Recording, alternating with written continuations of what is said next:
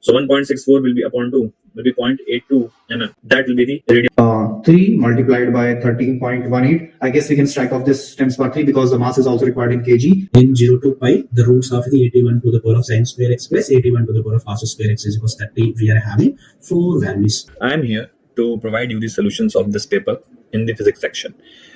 So let's start with this. In this question, in a circuit consisting of capacitance and a generator with alternating EMF, VC and IC are voltage and current. So we have to choose the correct phasor diagram. Now, if you know, for a AC capacitive circuit, which is purely capacitive in nature, the current leads the voltage in phase by 90 degree. So we can say that phase of current minus phase of voltage is 90 degree. Now, if you look at the option A, then we can directly say that they are showing you the same phase, hence option A is wrong. Option B says that phase of current minus phase of voltage, as you can see, is 90 degree. So this is the phase of voltage. This is the phase of voltage and this is the phase of current, and the angle between them is 90 degree, which means option B is correct. Option C, if you have a look over here, then we can say that they are exactly opposite, which is also wrong. Option D, they are showing that there is a phase difference of omega t, where voltage leads current, which is also wrong. Hence, option B will be the correct answer for this question. Let's look at the next question. In this question, what happens? A copper rod of length 25 centimeter and the cross-sectional area 3 mm square is joined with a similar aluminum rod. Find the resistance of the combination. So you can see that both the resistors are connected in parallel. So if we find the resistance of the copper, so that will be the rho L by A. Now, the rho value is how much? So rho value is, you can see 1.7 into 10 to the power minus 8. Okay. And if you write the resistance of the aluminium, again it will be rho L by A. So rho of copper, let's say, is rho 1, and rho of aluminium, let's say, is rho 2. Okay. Now if you calculate the overall resistance, so we can say that that will be R equivalent, since both of them are in parallel. So we can say that R copper into R aluminium divided by R of copper plus R of aluminium. Okay. Now, R of copper is rho 1 L by A into R of aluminium is rho 2 L by A divided by R of copper, which is rho 1 L by A, plus R of aluminium, which is rho 2 L by A. So if you take L by A common, you will be getting rho 1 plus rho 2. Now very clearly we can say that L by A will get cancelled from here. Okay, so we can cancel L by A, and our answer becomes rho 1 rho 2 divided by rho 1 plus rho 2 into L by A. Okay, now we can substitute the values. Let me just copy the slide, and if I substitute the values in R equivalent, so rho 1 is what? 1.7 into 10 to the power minus 8.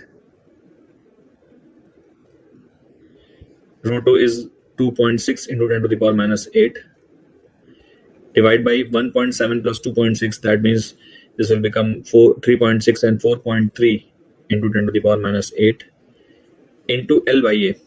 L is the length. Length is 25 centimeters. That means that will be 4.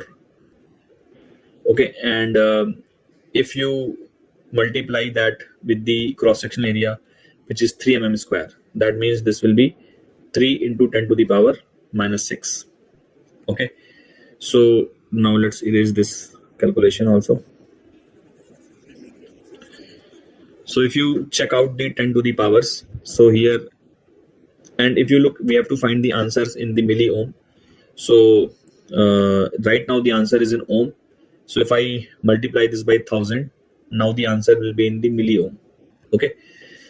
So now if you look at the 10 to the powers, so 10 to the power minus 8 and minus 8 will get cancelled.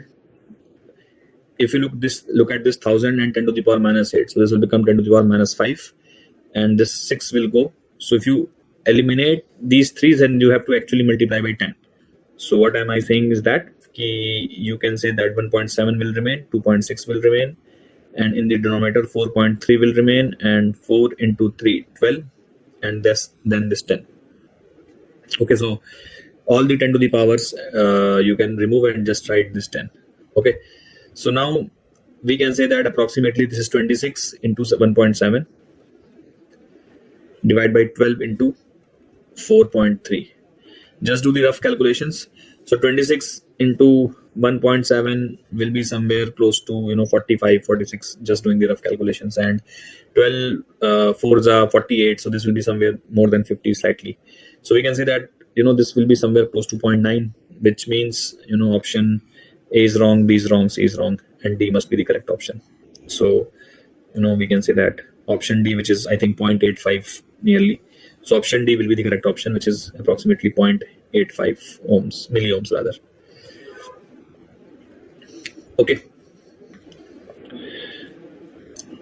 Let's look at the next question.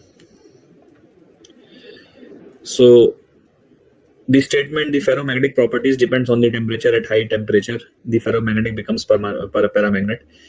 And the second statement is at high temperature, the domain wall area of the ferromagnetic substance increases. Now, statement 1 is clearly correct, because when the temperature is increased for a ferromagnetic substance, it loses its ferromagnetic property because the domain structure starts collapsing, and it becomes a paramagnet above a Curie temperature.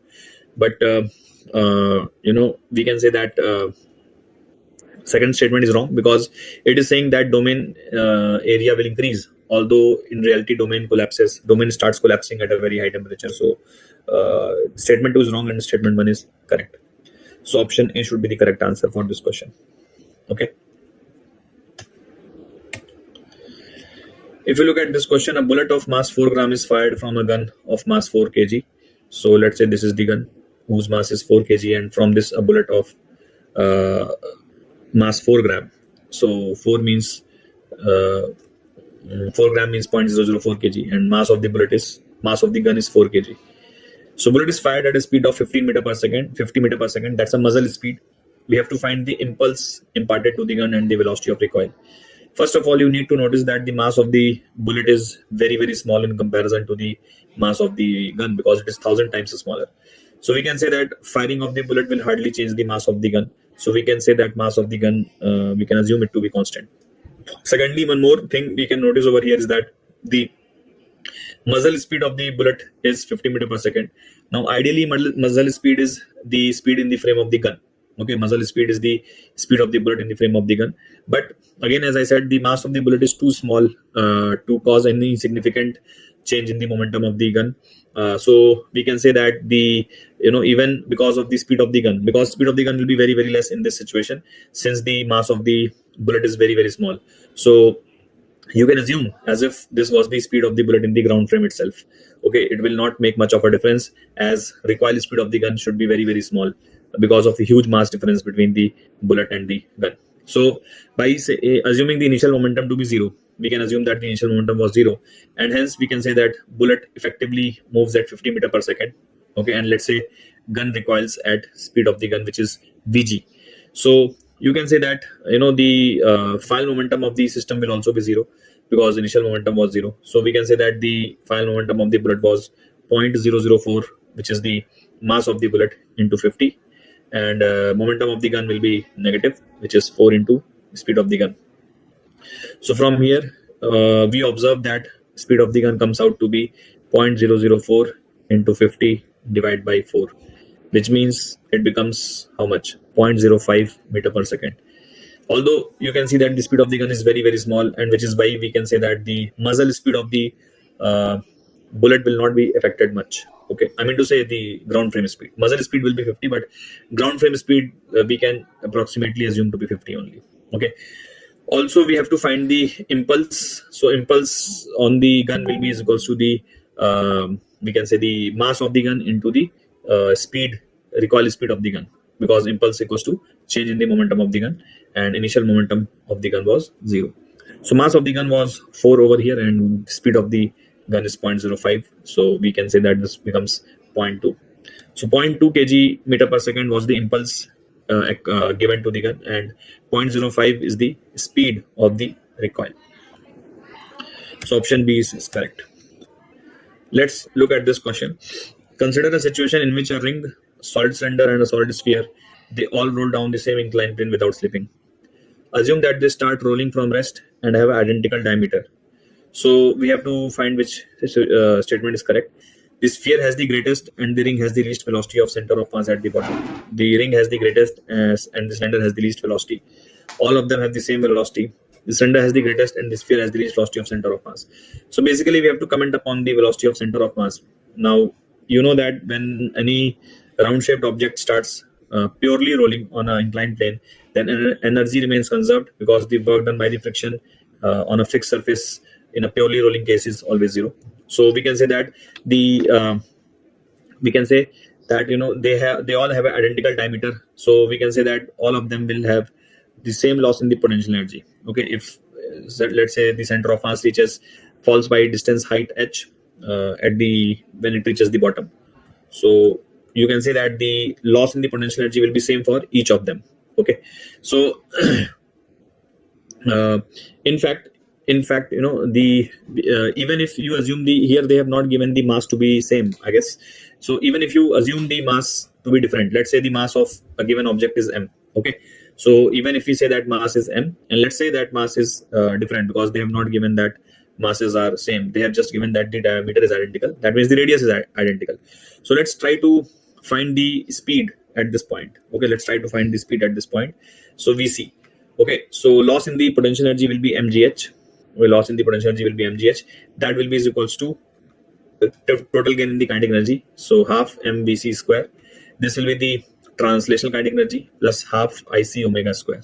Okay, this is the rotational kinetic energy. Okay, now ic for each body can be written as how much?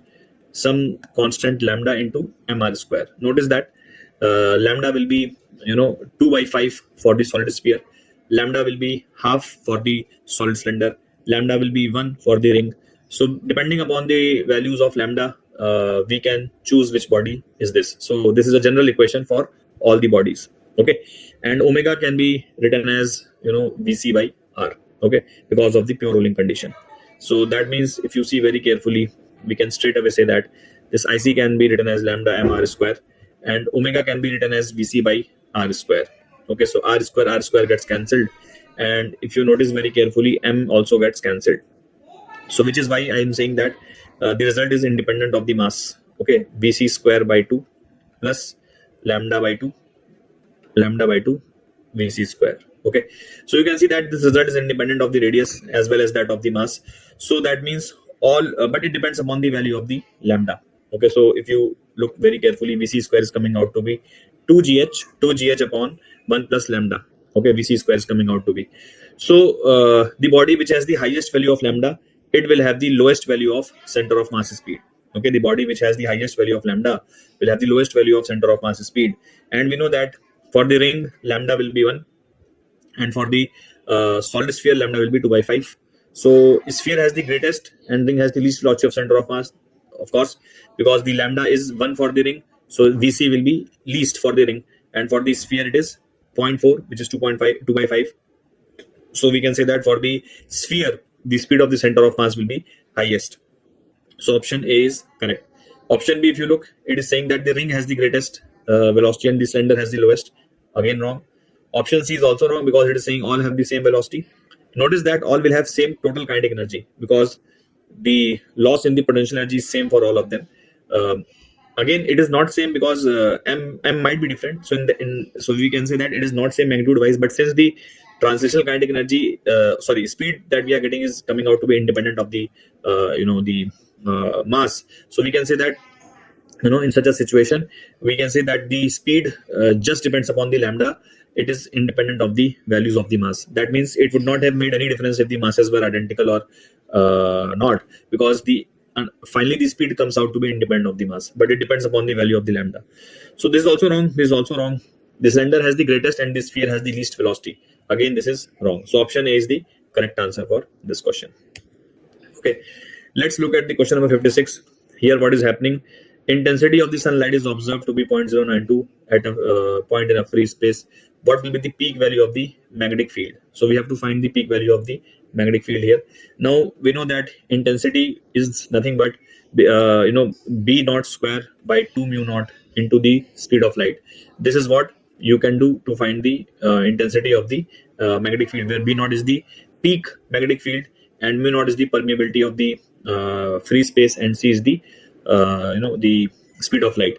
So intensity value is 0.092, and B naught square we have to calculate, and 2 into mu naught is 4 pi into 10 to the power minus 7, and the speed of light is nothing but 3 into 10 to the power 8. From here we can calculate the value of B naught square. So B naught square comes out to be 0.092 into 2 into 4 pi into 10 to the power minus 7 divided by 3 into 10 to the power 8. Okay, so now we can say that if you just look at the 10 to the powers, so 0.092 upon 3. Okay, in fact let's write this as 9.2. Okay, let's write this as 9.2 into 10 to the power minus 2 also, and then upon 3 into 10 to the power 8, then 4 to the 8 pi is 3.14, and 10 to the power minus 7. Okay, so if you right now check out the 10 to the powers, so 9.2 into 8 into 3.14 divided by 3 into, then this is 7 and 2 minus 9, and minus 9 and 8 will further go up. So minus 9 and minus 8, it will become minus 17, 10 to the power minus 17. Okay, now if you see this 3 and 3 we can approximately cut, because I am not really interested in the exact value. I'm just checking out how will be, like what will be the 10 to the powers. So you can just ignore this 3 and 3. 9 is just 72, so this will give you 72, and from there you will get one more 10 to the power. So we can say that overall that will be 10 to the power minus 16, and here you will get some value. Okay, this is the value of B naught square. So B naught value will be something into 10 to the power minus 8. This is what we should get. And out of these two options, now there are two options, 2.77 and 1.96. How to figure out that? Very easily. If you see, then you can see that this 3 and 3 we can approximately assume to be 1.05. If I take this as 3.15, then this is 1.05. Okay, and 9 into 8 is 72. 72 into 1. So of course, if you take the under root of this, okay, if you take 72 into from the 72 we have taken 110, which makes it 10 to the power minus 16. So approximately that becomes 7.2. Okay, so approximately that becomes 7.2. So since we have done the rough calculation, we have written 9 into 8, 72. So it will be slightly more than 72, because 9.2 is also here, and we have to that still multiply that by 1.05. So in reality, it should come out to be 2.77 into 10 to the power minus 8. This is what my answer should be, because it should be slightly close to 9. Okay, so under root of 9 is 3, so that is why our answer should be 2.77. That is what you can do smartly. Okay, so let's move to the next question. Here what is happening, there's a motion of the mass on a spring with the spring constant k. Again, the equation of the motion is given as a sin omega t plus b cos omega t, where omega is equals to root of k by m. Okay, and suppose that at time t equals to 0, the mass, the position is given by x0 and velocity is given by v0. Okay, so the position equation is given by this xt is equals to c cos omega t minus phi, and we have to find the value of c and phi amongst the given option. So these are the options. Okay, now very easy question. So position is given as x into c cos of omega t minus phi. Okay, so if you put here t equals to 0, then we will get position at t equals to 0, which is x0 given in the question. So if you put t equals to 0 here, we get c cos of minus phi. Okay, and just a second. Yeah, so t equals to 0 implies this, which means this becomes c cos phi. Okay, now so this is the position at t equals to 0. Now if you differentiate this position, then we will get velocity. So velocity will be dx by dt.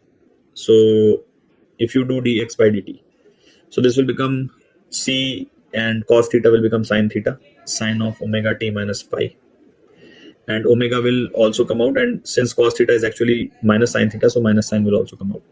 That means this becomes minus omega c into sin of omega t minus phi. This is the velocity as a function of time, and again at t equals to 0, if you put t equals to 0 here, so you will get minus omega c sin of minus phi. That means this becomes omega c sin of phi.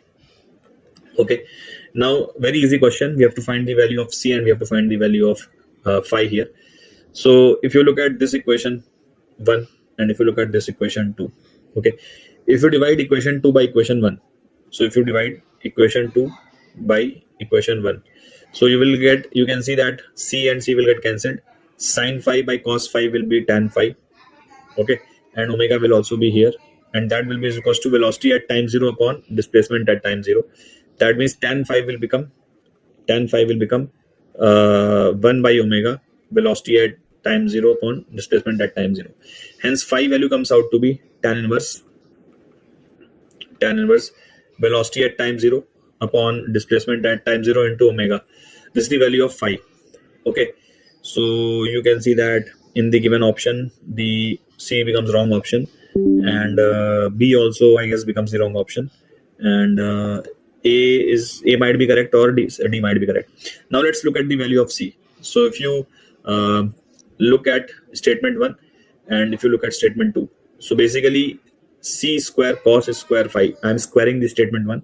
C square cos square phi is x0 square, okay, and C square sin square phi, if you square the statement 2, C square sin square phi is V square 0 upon omega square. Okay, now if you add these two, so basically you will get C square on the LHS, because sin square phi plus cos square phi will become 1, and that will be x0 square plus V square 0 upon omega square. Okay, so that means C value will be under root of x square 0 plus V square 0 upon omega square. That means option D gives us the correct value. Okay, so that means this will be the answer, option D, for this question. Okay, let's move to the next one.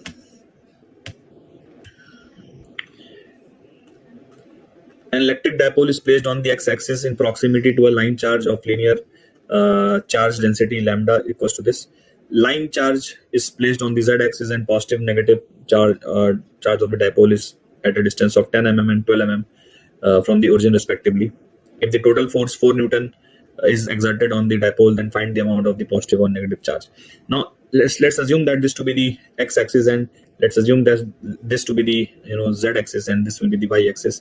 So the line charge is kept somewhat like this. This is how the line charge is kept along the z-axis. Okay, and let's say that here the positive charge is kept for the dipole, which is plus q, and here the negative charge is kept, which is minus q. Okay, so the net force on the dipole due to this line charge will be what? So if you see this distance is given to us as how much? 10 mm, okay, which is 0.01 meter. Okay, and this distance is given to us as how much? This distance is given to us as 0.012 meter. 0.012 meter. Right, now if you see carefully, so what is the force acting on the plus q? So the electric field of the line charge is 2k lambda by r. Okay, electric field of the line charge is 2k lambda by r. So at the location of plus q, the electric field of the line charge will be 2k lambda by 0.01. Okay, and this when multiplied by plus q will give you the force in the right direction. Okay, this will be the force. Okay, so let's call this as the force, because we have multiplied this by q. So this is the force F1, which is acting on the right direction. Okay, and what is the force F2 that will act on the minus q? Because of the negative charge, the force will actually act in the left direction. So the field of the line charge at minus q is 2k lambda by r, and r is actually 0.012. Okay, into minus q. So basically we can say that I have written just q here because we have written the magnitude of the force. So net force will be F1 minus F2. So F2 represents the magnitude of the force. That is why I have skipped the minus sign. In a vector quantity, minus sign just tells you the direction. So we already know that direction of F2 is towards the left. So net force F net will be simply F1 minus F2. Okay, so if you do F1 minus F2, you can see that 2k lambda into q will come out to be positive, and it will be 1 upon 0.01 minus 1 upon 0.012. Okay, this is the value of the net force that we are getting, and this value was given to us as 4. Now let's put the values. Okay, so 2 into k can be written as 9 into 10 to the power 9. Okay, and lambda is how much? 3 into 10 to the power minus 6, and q value of q Q is given to us as I think we have to find that Q only. So Q we have to calculate 1 upon 0.01. So if you take the LCM here, 0.02 0.012 minus 0.012 minus 0.01 upon this into this. So this will become point of 0.012. Okay, this is what, and this will be equals to 4. This will be equals to 4. Okay, now again if you see in the numerator, this becomes 0.002 upon point of 0.0012. Let's multiply this by 10 to the power 5 in the numerator and denominator. So if you multiply this by 10 to the power 5, the numerator becomes 200 and this becomes 12. Okay, so this whole bracket I'm writing as 200 by 12. Okay, so I'm writing this whole thing as 200 by 12. Okay, 200 by 12. And here if you see 9 2s are 18, 3s are 54. So 54 into 10 to the power 3 into Q. This value comes out to be equals to 4. Okay, so 4 ones are, and 4 this into 50.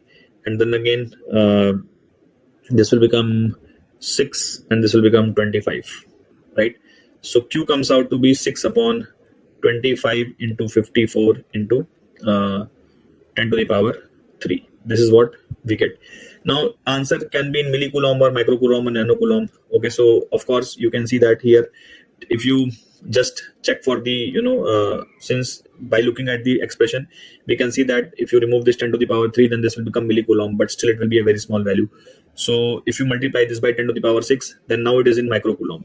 Okay, and this will be nothing but 6000 upon 25 into 54. Okay, so very clearly you can see that now if you just try to see 5 into 5, and this will become 1200. Okay, 1200. So this becomes 1200 upon 270. Okay, so which will be somewhere close to 27 into, we can say, 4 is how much? 108. So that means 4 point something, which is option D. So 4.44 you are going to get. Okay, so again, as you can see, you don't need to do the exact calculations. You can just check what is the answer range, and you can figure out. Okay, let's move to the next question. Okay, and it is projected so that the velocity is sufficient to carry it to infinity. So basically we can say that it must have been thrown with an escape velocity or escape speed. So we have to find the time taken by the body to reach the height h. Let us say the mass of the earth is capital M and the mass of the small body is a small m, and we know that it was thrown at the escape velocity, which is given by root 2 gm by r. First thing that we will calculate is that what will be the speed of this body at a height h. Actually, if you know the concept of escape speed, so we don't need to calculate. It will come out to be root 2 gm by distance between the center and the point. Okay, so that means if this value you are calling as r, the red line length, so here you can see that if the height is h, so this r can be written as h plus radius of the earth. This is the radius of the earth. So at this point the speed will come out to be root 2 gm by small r. Let me show you the quick calculation here. So we know that energy will remain conserved. Let us say the speed at the point P, which is at a height h, is v. Okay, now the kinetic energy at the moment of throw, which is from the surface, is half m v square, plus potential energy is minus g into m into small m by r. This is the total energy at the moment of throw. That should be equals to total energy at the point P, because only gravitational force is acting, so we can say that energy will remain conserved. Now the kinetic energy will be a half mv square, and the potential energy at point P will be gmm by, you can say, capital R plus h. So basically this will be, or let me for the time being write this as a small r only. Later on I will put this value as capital R plus h. Okay, so now if you notice, the small m gets cancelled from here. Okay, and if you put the value of v square, let me put the value of v, which is escape velocity. So if you square it, it will become 2 gm by capital R, and if you divide this by 2, it will become gm by r. So this expression V square by 2 will become Gm by R, and you can see this is minus Gm by R. So basically this will become 0, and that should be equals to V square by R minus Gm by small r. So from here, notice that V comes out to be under root of 2 Gm by R, which is what I had told you. Okay, now this is the speed of the mass m at the point P. Okay, and this V can be written as rate of change of position of the small m. So dr by dt will be equals to under root of 2 Gm by R. Now all we need to do here is that we bring root r on the LHS, and this will become root r dr. That should be equals to root of 2 Gm into dt. Root of 2 Gm into dt. Correct. Now if we integrate this expression, so value of r started from capital R. Initial value of small r was capital R, and the final value of small r will be capital R plus h. And here the time starts from 0, and let's say it goes till t. Integral of root r will be r to the power 3 by 2 and whole divided by 3 by 2. So it will become 2 by 3, and this limits will be r to r plus h. Here we will get root of 2 Gm into time. If you put the values here, it becomes 2 by 3 into r plus h whole to the power 3 by 2 minus r into whole to the power 3 by 2. That should be equals to root of 2 Gm into time. Now, see, our answer we have already gotten, but we have to find the answer in terms of small g. Now, if you notice, small g is given as Gm by r square. Okay, so what I will do, I will put the value of small gm as I will put the value of Gm as small g into r square. Correct. So this value of small Gm I will put over here. So this becomes 2 by 3, and from the LHS I will take out r to the power 3 by 2 common. So inside this it will become 1 plus h by r whole to the power 3 by 2 minus 1, and root 2 Gm will be gr square, so that r will come outside because of squaring, and this will become root 2g into time. Correct. So now if I see what we are getting as time, so this r and this power 3 by 2 will be cancelled, and only half power will remain. Okay, so I will write this as 2 by 3 into root of r divided by root of 2g into 1 plus h by r to the power 3 by 2 minus 1. So I will rewrite the answer neatly over here. So we are getting as, and this 2 which is outside the root and this inside root 2 can also be simplified, because you can take this 2 inside the root and that will become 2 square. So only 1 by 3 will remain, and 2 square upon 2 will become 2 in the numerator. So 2r by g you will be left with, and that will be 1 plus h by r whole to the power 3 by 2 minus 1. So if you look, option D becomes the correct answer. Here they have written RE as the radius of the earth. So option D will be the correct answer for this question. Let us look at the next one. A body at rest is moving along a horizontal straight line by a machine delivering a constant power. Distance as a function of time. It's a very, very famous question. I will recommend all of you to please, at least remember the answer of this, because this has been asked 10-12 times in JEE already. So here, suppose there's a body which is, let's say, at x equals to 0, and it starts moving. Okay. There's a force which is acting, and this force is variable, but the power supplied by this force is constant. Okay, so what is the power supplied by this force? Let's say P is the power supplied by the force, which is constant. Okay, now you know that power given by a force is simply, we can say that it is rate of work done by the force, and rate of work done by the force will also be equals to rate of change of kinetic energy of the particle, because by work energy theorem you can say that whatever was the work done by this force on the particle, okay, will be equals to change in the kinetic energy of the particle. Work done equals to change in the kinetic energy. So dW can be written as dk. hence we can say that power delivered by the force is simply the rate of change of kinetic energy. Correct. Now, essentially, you can take dt on the LHS, so that will become pdt, and once you integrate that, that will become pt. So basically, p dt is equals to dk.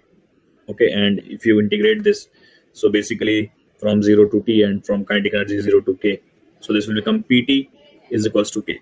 We could have directly said this because the power delivered was constant, so we can say that power into time will be the kinetic energy. Okay, but anyways, now what we can say, so at time t, let us say the speed of the particle is v, so we can say that kinetic energy at time t can be written as half mv square, and this half mv square will be equals to power into time, which means that value of v will be 2 pt by m, 2 pt by m under root. Okay, so now what we can do is that we can write v as ds by dt. Okay, and this will be root of 2p by m into root t. dt you can bring on the RHS, so this will become root of 2p by m into root t dt, and now you can integrate this expression from 0 to s and from 0 to t. So very easy to see that this becomes root 2p by m will be constant, and t to the power half will become t to the power 3 by 2 upon 3 by 2. So very easily you can see that s is proportional to the time to the power 3 by 2. So option A should be the correct answer for this question. Okay, let's move to a new question. As I said, please do remember the answer of this. This question has come many times in JEE. Let's have a look at this question. So here the velocity displacement graph has been given, and we have to comment upon what will be the shape of acceleration and displacement graph. Again, if you notice very carefully, so velocity displacement graph is a straight line, and we can say that it's a straight line with a negative slope.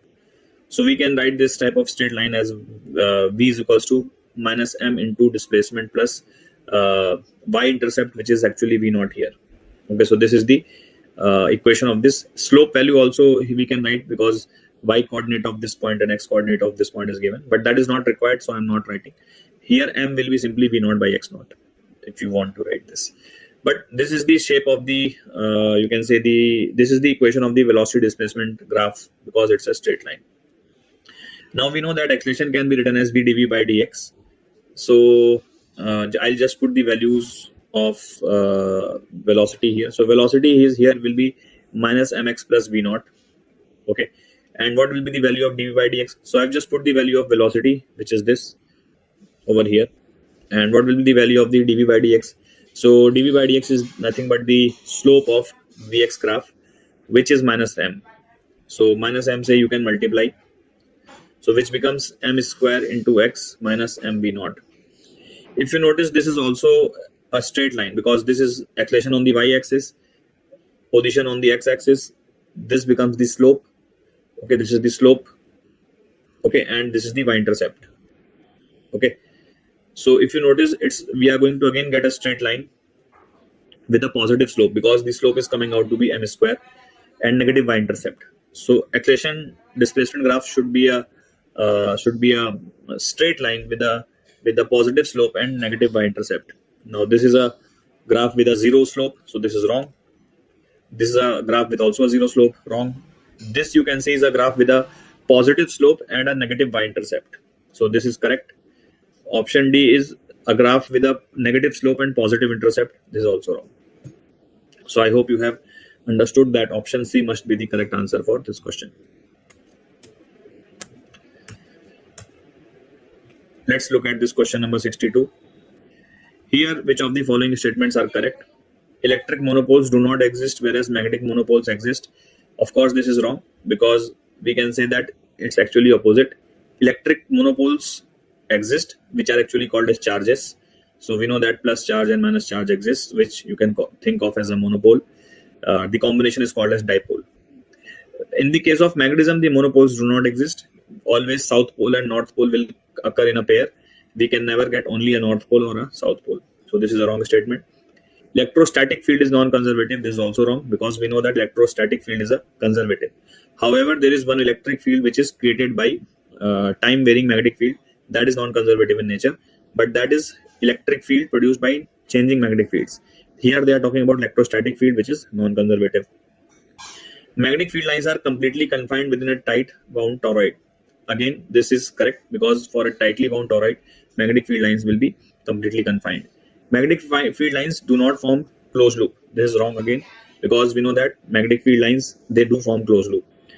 If x equals to -1 is the condition for perfect material where x is the magnetic susceptibility, they are talking about the, if you know one formula, mu r is equals to relative permeability is equals to 1 plus susceptibility. So if susceptibility is -1, so we can say that relative permeability will be 0. So in that case, there will be no magnetism, and hence we can say that it will be, you can say, perfectly diamagnetic material. So I mean to say that here it it will exhibit zero magnetic properties. Hence option E is also correct. So we can say that B and D should be the B and E. uh, I think B and E should be the correct answer. Okay, so no, sorry, my bad. C and D. C and D is the correct answer. So option C is correct. Okay, so option C is correct. C and D. Okay, so let's have a look at this question. The three rays of light, namely red, green, and blue, are incident on a face of PQ of an isosceles right angle triangle. The refractive indices of the material of the prism are, for red, green, and blue are given. So we have been given mu of R as 1.27, mu of green is 1.42, and mu of blue is 1.49. Okay, now we have to comment that the colors which will emerge from the phase PR. So if you see the blue, green, and red, all of these rays are going to enter the prism and they are going to strike the surface PR. Okay, let us just consider any ray. So let's consider one ray which is going to enter like this. So if all the rays are going to enter like this and they are going to hit the face PR. Okay, it's a right isosceles prism, so we can say that, this angle will be 45 and hence this angle will also be 45. If I draw a normal here, okay, so this angle will also be 45. That means all of the rays, whether it's a blue ray or a green ray or a red ray, will strike the surface PR at an angle of 45 degree. Okay, now we have to find the colors which will emerge from the face PR. So if it has to emerge from the face PR, then of course this angle of incidence must be less than the critical angle. Then only it will emerge from the face PR. Otherwise, it will suffer TIR. Okay, so we don't want TIR to happen here. Please notice that we don't want TIR to happen. So for TIR not to happen, we can say that angle of incidence must be less than critical angle. Okay, now angle of incidence is same for all of them, but critical angle will be different for each of the ray because the refractive index is different for each of the ray. Okay, now what is the critical angle? So critical angle is sine inverse of 1 by mu. Okay, sine inverse of 1 by mu. So we can say that I must be less than sine inverse of 1 by mu. Okay, so that ray which obeys this condition will actually emerge from PR. Okay, now we can take sine of both the sides. So sine I should be less than 1 by mu. Now I is 45 degree. I is 45 degree. So sine 45 is 1 by root 2. So 1 by root 2 should be less than 1 by mu. Hence we can say that mu should be, if you take the reciprocal, mu should be less than root 2. Okay, so this condition if it is satisfied, okay, this condition if it is satisfied, then only we can say that ray will come out. Now we know that root 2 is 1.414. Okay, so if mu is less than 1.414, then the ray will come out, otherwise the ray will not come out. Okay, so for amongst the three given ray, only red satisfies this condition. You can see that only red satisfies this condition. So we can say only the red ray will come out. Okay, only the red ray will come out, which you can see because the only red satisfies this condition, which is what the answer is also. Okay, so let's move to the next question. Now, two coherent light sources having intensity ratio 2x produce an interference pattern, and we have to find the ratio of I max minus I min upon I max plus I min. Okay, so we can say that, let us say if one of the intensity is I1 is equals to, let's say one of the intensity is I1, so the second intensity I2 can be written as 2x times I1. Okay, Now we know that I max value is nothing but under root of I1 plus under root of I2 whole square. This is the formula for I max, right? And the formula for I min is nothing but under root of I1 minus under root of I2 whole square. Okay, so if you look at this expression, let's call this expression as E. Okay, so E is the name of this expression.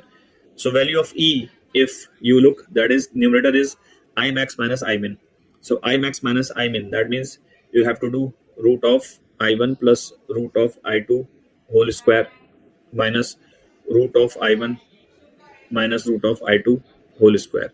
Divide by I max plus I min, that means root of I1 plus root of I2 whole square minus root of I1 plus root of, sorry, minus root of, here it will be plus, and root of I1 minus root of I2 whole square.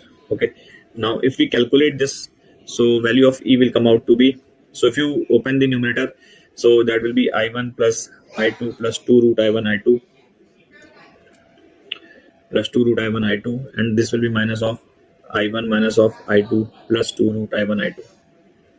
Okay, divide by, this will be I1 plus I2 plus 2 root I1 I2 plus I1 plus I2 minus 2 root I1 I2. Okay, now if you see here I1 I2 will get cancelled, and this 2 root I1 I2 will also get cancelled. So expression E will become 4 under root I1 I2 divided by twice of I1 plus I2, which means 4 by 2 will become 2. Now value of I1 is I1 only, but value of I2 is 2x I1. Divide by I1 is I1 only, and I2 is 2x I1. I1 again will get cancelled. Root of I1 into root of I1 is I1 only. So we are left with 2 root 2x divided by 1 plus 2x. So option A seems correct. 2 root 2x divided by 1 plus 2x should be the correct answer for this question. Okay. Let's look at the question number 65. A 5-volt battery is connected across the point X and Y. Assume D1 and D2 to be silicon diodes. Okay. Find the current supplied by the battery if the positive terminal of the battery is connected to point X. So basically, we have connected a 5-volt battery like this, okay, with positive terminal connected to point X. Okay, and we have to find the current supplied by the battery, and D1 and D2 are silicon diodes. Notice that D2 will be in the reverse bias mode, so it will show infinite resistance in the reverse bias mode. Hence, there will be no current in this branch. So we can safely say that I2 will be 0 because it will be in the reverse bias mode. So you can ignore this branch. You can ignore this or remove this. You can simply let the first diode present, and the second diode you can remove, because, or you can open the second branch because there will be no current flowing through it. Okay, so I have removed that, and I have just drawn this battery like this. Now you know that the potential barrier of a silicon diode is 0.7 volts. This is a standard fact which you must remember.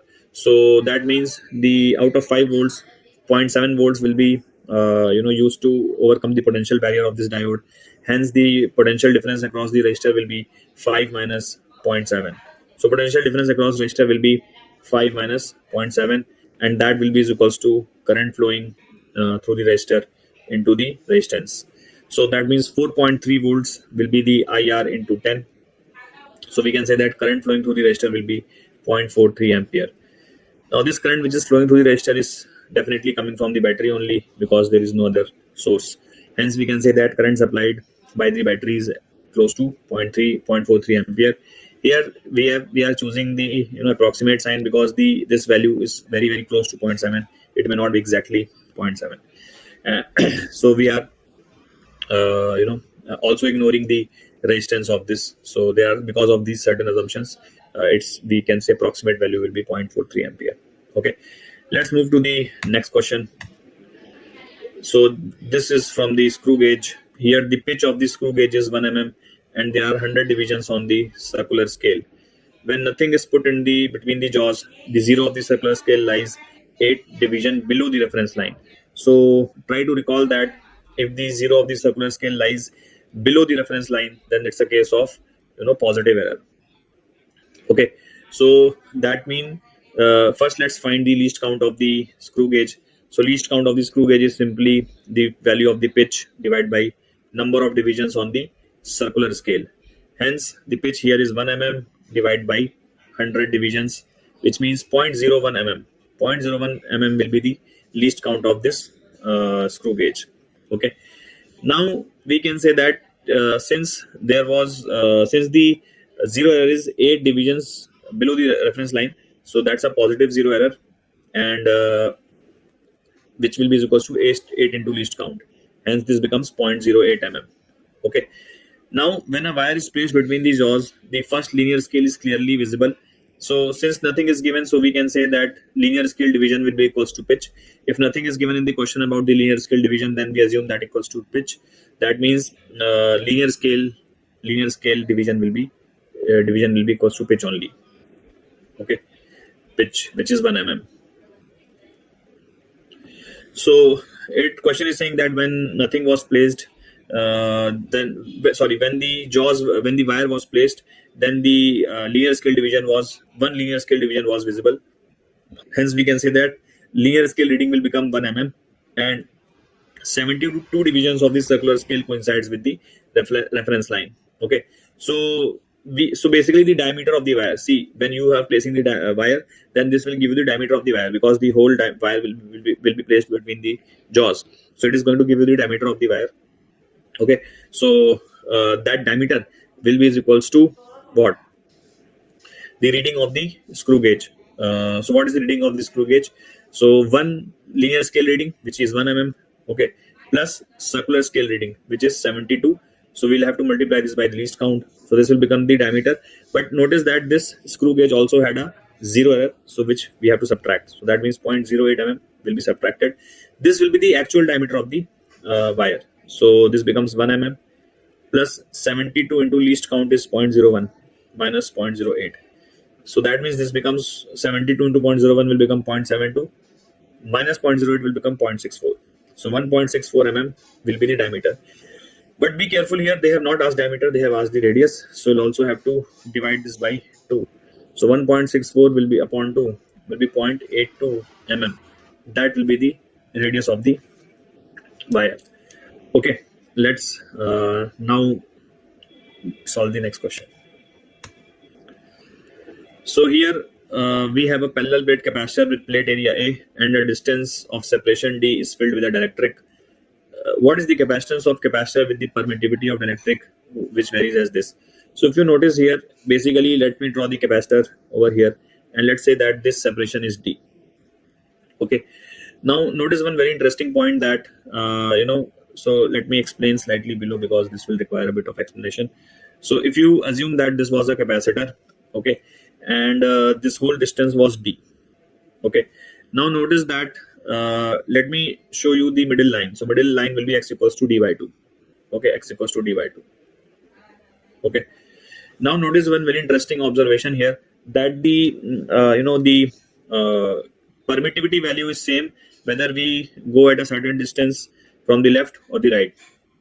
So basically what I am trying to tell you here is that suppose I go 1 mm, or let's say D by 4. Suppose I go D by 4 from the left. So if I go D by 4 from the left, okay, so I will put here x equals to D by 4. Okay, also notice that in the left half this expression is valid, and in the right half this expression is valid. So if you have to find the permittivity for the left half, use this expression, and you have to find the permittivity for the right half, use this expression. So we can say that, now notice if I have to find the permittivity at D by 4, then I will put here x equals to D by 4.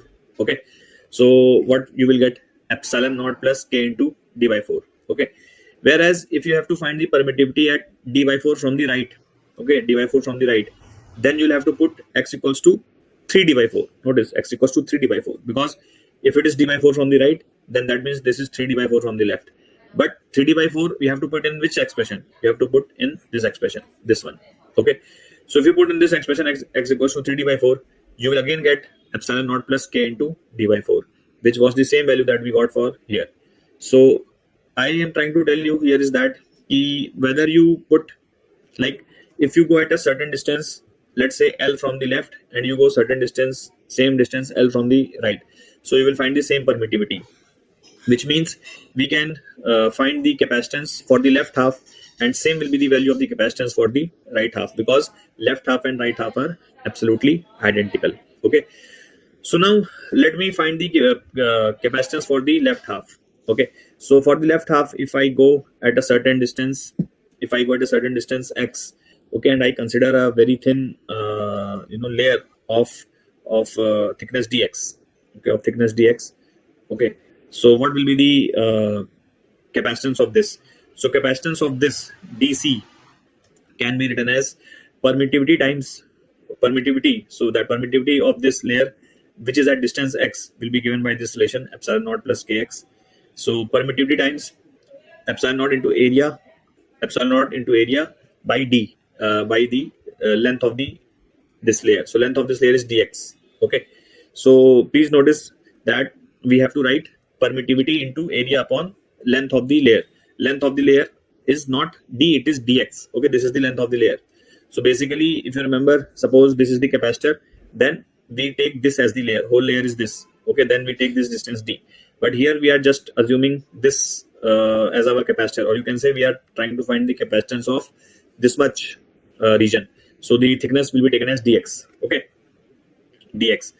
Now all such layers starting from x equals to 0 up till x equals to d by 2 are in series. Okay, notice that they are one after the other and they are all in series. So for series, we have to integrate the reciprocals. That means 1 upon c equivalent will be equals to integral of 1 by dc. Okay, which means this, if you have to take the reciprocal, this will become dx upon epsilon naught plus kx into area, and this you will have to integrate x starting from 0 to d by 2. So that will be 1 upon c equivalent. Now from here you can see that 1 by a will come outside, and this will be ln of epsilon naught plus kx by k. Okay, and limits will be from 0 to d by 2.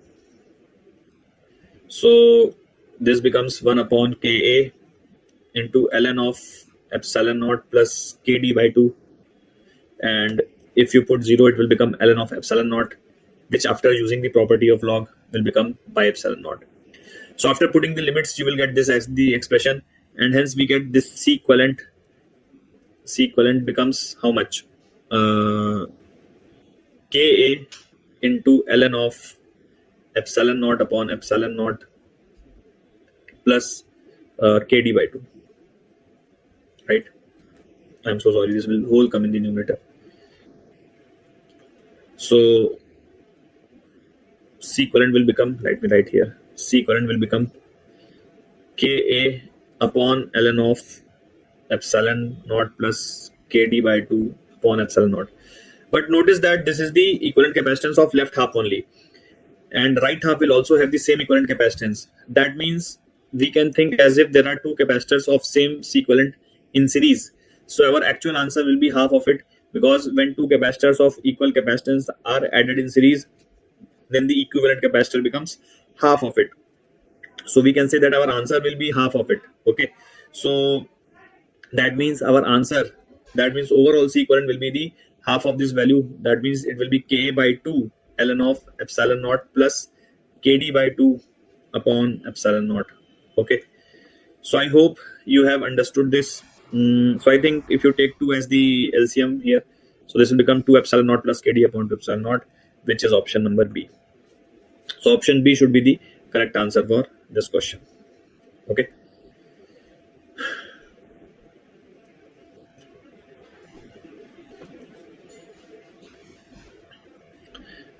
Let's look at the next question. A monatomic ideal gas initially at temperature T1 is enclosed in cylinder fitted with a frictionless piston. The gas is allowed to expand adiabatically to temperature T2 by releasing the piston suddenly. If L1 and L2 are the length of the gas column before and after the expansion, then the value of T1 by T2 is. So basically what is happening over here, there's a gas which is contained in an adiabatic container, okay, with the help of the piston. Okay, and initially the length was L1, and here the temperature was T1. Now after expansion, the length becomes L2 and the temperature becomes T2. So we have to find the value of T1 by T2. Okay. Now, since the gas follows adiabatic process, and we know that for adiabatic process, PV to the power gamma remains constant. But we have to find the relation between temperature and volume to solve this question. So what I will do, I will write P as nRT by V. So if you put here P as nRT by V, so this will become like this. Now during the whole process, the number of moles and R will again remain constant. So you can basically bring this nR on the right side, and left side will become temperature into volume to the power gamma minus 1 constant upon nR. Notice that when you divide any constant by n into r, then again overall value will still remain constant, and hence we can say that the process equation becomes Tv to the power gamma minus 1 constant. Okay. Now basically if you call this cross section area as A, so we can say that initially the temperature of the whole gas was T1, volume was A into L1. V1 can be written as A into L1. This is the volume, so A into L1. Okay, this whole thing to the power gamma. For a monatomic gas, gamma is 5 by 3. So here you will write that as 5 by 3 minus 1. That should be equals to T2 into AL2 to the power 5 by 3 minus 1, because the final volume will become A into L2. Suppose the piston has gone till here. Okay, so if the piston has gone till here, then we can say that this will be the total volume. From here, A gets cancelled. So we get T1 by T2 is equals to L2 by L1 whole to the power 2 by 3. So our answer will be L2 by L1. We have to find the value of T1 by T2. So our answer will be L2 by L1 whole to the power 2 by 3. That should be the answer for this question.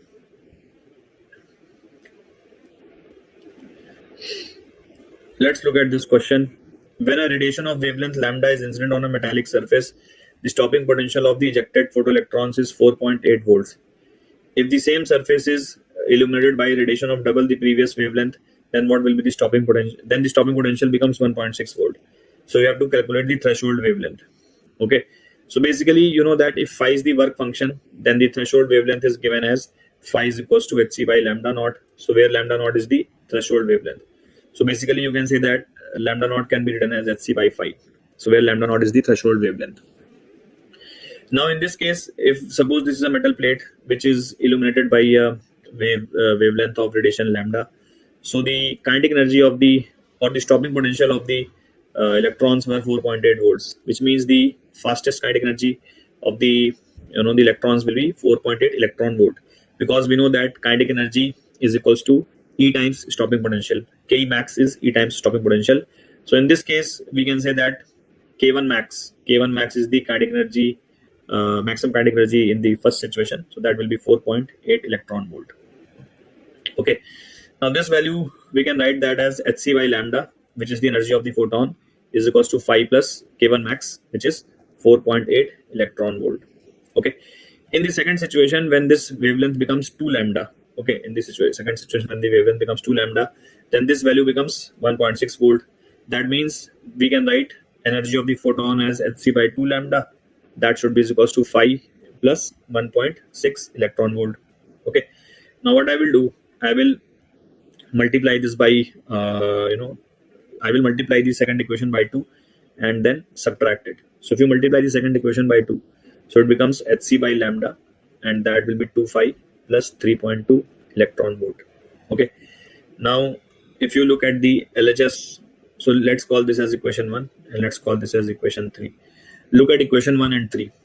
LHS are same, so RHS must also be same, which means phi plus 4.8 electron volt, that should be equals to 2 phi plus 3.2 electron volt, which means phi should be equals to 1.6 electron volt.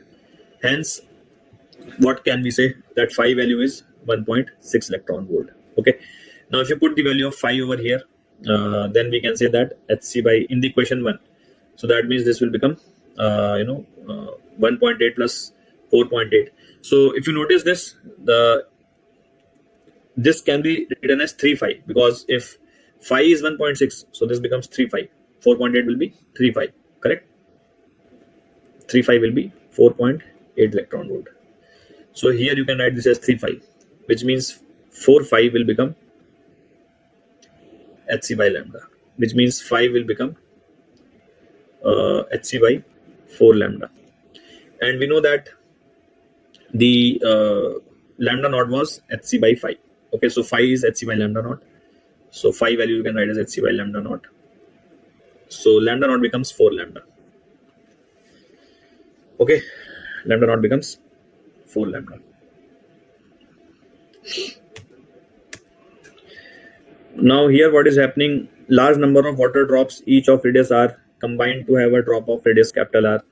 If the surface tension is T and mechanical equivalent of heat is J, then the rise in the heat energy per unit volume will be, and given variables are in SI units. And we have to calculate the rise in the heat in calories. So let us say the n number of drops have combined. So if you notice that we have got n number of drops of radius r, and together they bring a large drop of radius capital R. So by conservation of volume, you can say that 4 by 3 pi r cube, this was the volume of one of the balls, multiplied by n, that will be 4 by 3 pi r cube. Okay, now this 4 by 3 pi gets cancelled, so we can see that n will be equals to r cube by r cube. Right now, because of the loss in the surface area, there will be decrement in the surface energy, and that released surface energy we can assume it has converted to heat. Okay, and that is what we have to find, but we have to find that per unit volume. Notice that. Okay, so let's first try to find how much was the initial surface energy.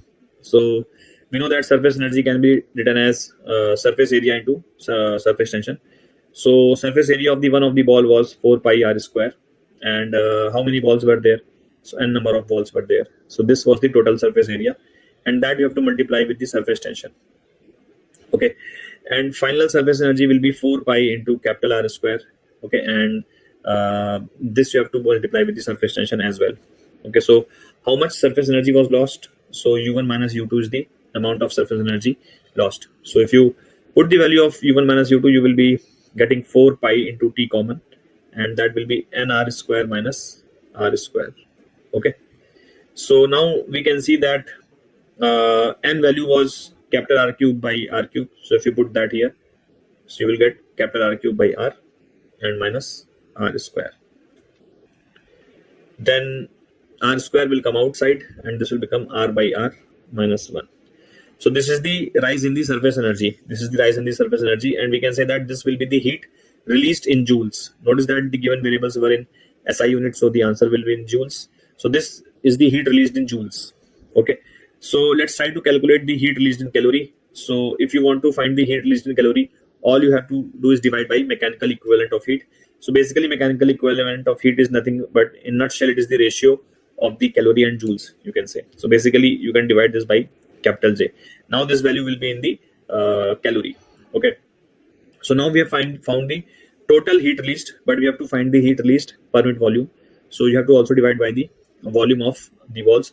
So you can divide this by 4 by 3 pi r cube. So 4 by 3 pi r cube you can divide. So that means this 4 pi into t into r square by j, and this will be 4 by 3. So 3 will go in the numerator, and pi r cube, and this will be r by r minus 1. So now this 4 pi gets cancelled, r square and r cube gets cancelled. In the numerator we get 3t, in the denominator we get j. This r which is left you can bring it inside, so this will be 1 by r minus 1 by r. So the answer will be 3t by j into 1 by r minus 1 by r. Option C must be correct. Okay, so I hope you have understood this.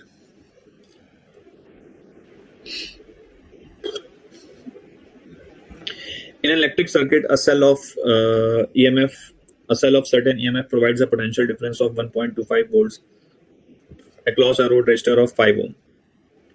So if we have a resistor of 5 ohm, let's say the cell is of voltage E, and let's say the internal resistance of the cell is small r. So we can say that in this scenario, the potential difference of 1.25 volt exists across this. So what is the current here? Let's say current is the I, and this I will be E by R plus 5. and the potential difference across this 5 ohm will be IR. So potential difference across this 5 ohm will be IR. So that means 5 into I, which is given as 1.25. So that means I, which is E by R plus 5, which is what we have calculated, will also be equals to 1.25 by 5. 1.25 by 5. Okay. Which becomes how much? 1 by 4, I guess. Okay. Now, according to second scenario, it provides a potential difference of 1 volt if the load resistor was 2 ohms. That means if we had connected this 2 ohms and the same cell was taken, so the current will be, let's say, I dash. In this scenario, the voltage across 2 ohm is 1 volt. So what will be the value of I dash? It will be E by R plus 2. Okay, and we can say that the 2 into I dash, which is the potential difference across the 2 ohm, that will be is equals to 1, which is given in the question. Okay, so now value of I dash again we can equate. So that means E by R plus 2, that will be is equals to 1 by 2, which means 2E is equals to R plus 2. Okay, and from here, from this equation, we get 4E is equals to R plus 5. If you look, 4 you can take here. So this equation will give 4E is equals to R plus 5. So I'm writing this here. 4E is equals to R plus 5. Okay.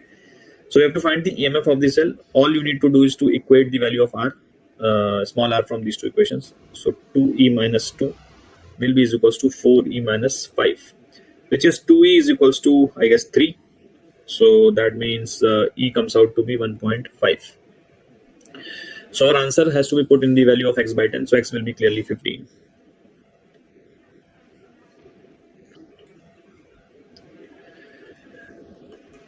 Here, the area of the cross section of a railway track is 0.01 meter square. The temperature variation is 10 degrees Celsius. Coefficient of linear expansion of the material is this. The energy stored per meter. So I have to find the energy stored per meter. Now, coefficient of linear expansion alpha is given as 10 to the power minus 5 here. So we know that thermal strain in such a scenario, which is delta L by L, can be written as alpha delta theta, where delta theta is the change in the temperature. Okay, so that means this will be 10 to the power minus 5 into 10. Change in the temperature is 10. Okay, what will be thermal stress? Thermal stress we know is Young's modulus into strain.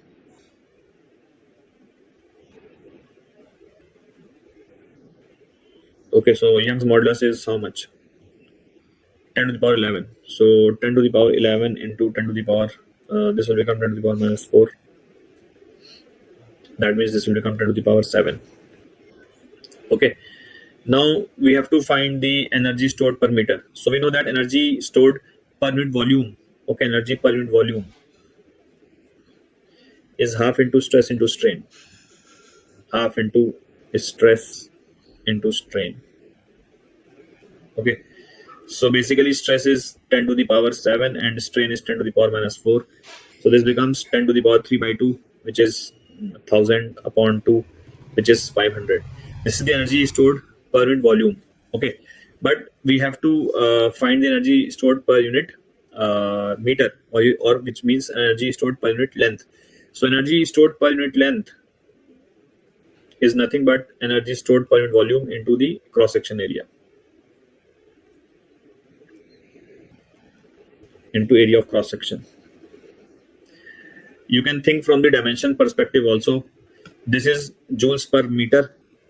Okay, this is joules per meter cube into meter square. So you can think from the perspective of dimensions also. However, this is a very, very standard result. You should know this. So that means this becomes 500 into 0.01, which means 5. So answer for this question will be 5. Okay. So consider a water tank as shown in the figure. Its cross-sectional area is 0.4 meter square. The tank has an opening B near the bottom, whose cross-section area is 1 centimeter square. So basically figure is given over here. So the tank has an opening B near the bottom, whose cross-section area is 1 centimeter square. The load of 24 kg is applied on the bottom at top when the height of the water level is 40 centimeter above the bottom. the velocity of the water coming out. So we have to find the value of the v close to the nearest integer, and this area is given as 0.4 meter square. Okay, I will write it here. So this is 0.4 meter square. Okay, and this height is 40 centimeters.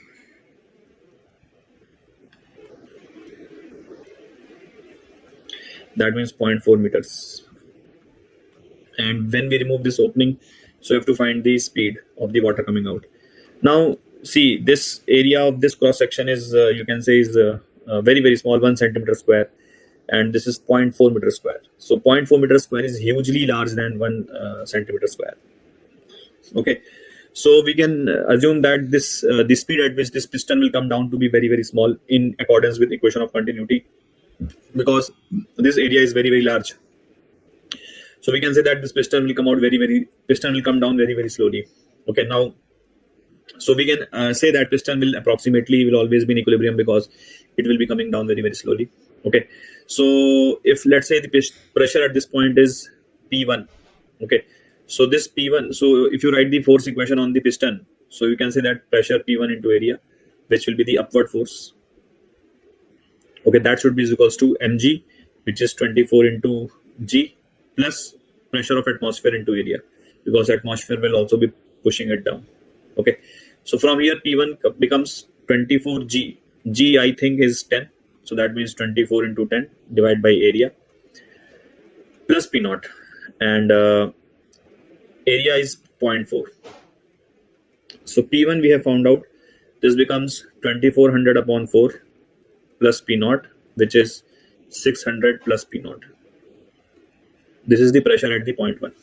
Okay, now what I will do, I will choose this point and choose this point, and I will apply the equation of Bernoulli on these 2 points. Okay, so let's call this point to be B, and let's call this point to be 1. And for writing the potential energy term, I will choose this as the ground. Okay, so let's write the terms for the Bernoulli's. So we know that Bernoulli's pressure plus h rho g plus half rho v square is equals to constant. So basically, if you write the pressure at point B, so it is atmospheric pressure, which is P naught only. Height of the point B from the ground is 0 because we have chosen this to be ground. So this term will become 0. H rho g term will become 0 basically. Okay, let me write here. So pressure at B is P naught. H rho g term is 0. And half rho into V square. So speed at which the liquid is coming out is V. So this will be half rho V square. And pressure at the point, this pressure at the top point will be P1. Okay, and the height of the 0.1 from the bottom is 0.4. So that means this will be 0.4 into rho into gravity, which is 10. And velocity of this point at this point is 0, we can say. So half rho V square will be approximately 0. So this is what we have to solve. Now value of P1 is 600 plus P naught. So if you put the value of P1 as 600 plus P naught, then this equation will become P naught plus half rho V square. That should be equals to P naught plus 600 plus 0.4 into 10 will become 4 into rho. Okay, and from here this P naught gets cancelled. So now we can just solve it. So half into rho is 1000 for water. V square we have to calculate. This will be 600 plus 4 into 1000 is 4000. So we get V square by 2 as 4600 into 2 upon 1000, which means V square will be 9.2. So closest integer is 3. Closest integer will be 3 meter per second. Okay, this will be the closest integer. So I hope you have gotten the answer. Let's look at the next question. A small bob tied at one end of a thin string of length 1 meter is describing a vertical circle so that maximum and minimum tension in this string is in the ratio 5:1. The velocity of the bob at the highest point. So basically, let us say that when the string was at the minimum position, then we know that tension is maximum. So in such a scenario, we can say that, let's call this as T1, which is the maximum tension. So we know that in this case, let's say the speed is U. So we can write this T1 minus mg is equals to mu square by L, which means T1 is mg plus mu square by L. Okay, when the string will be at the topmost position, when the string will be at the topmost position, then let us say the tension is T2.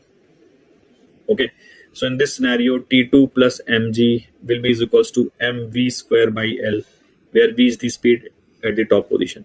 Okay, now by energy conservation also you can conserve the energy from starting position to the final position.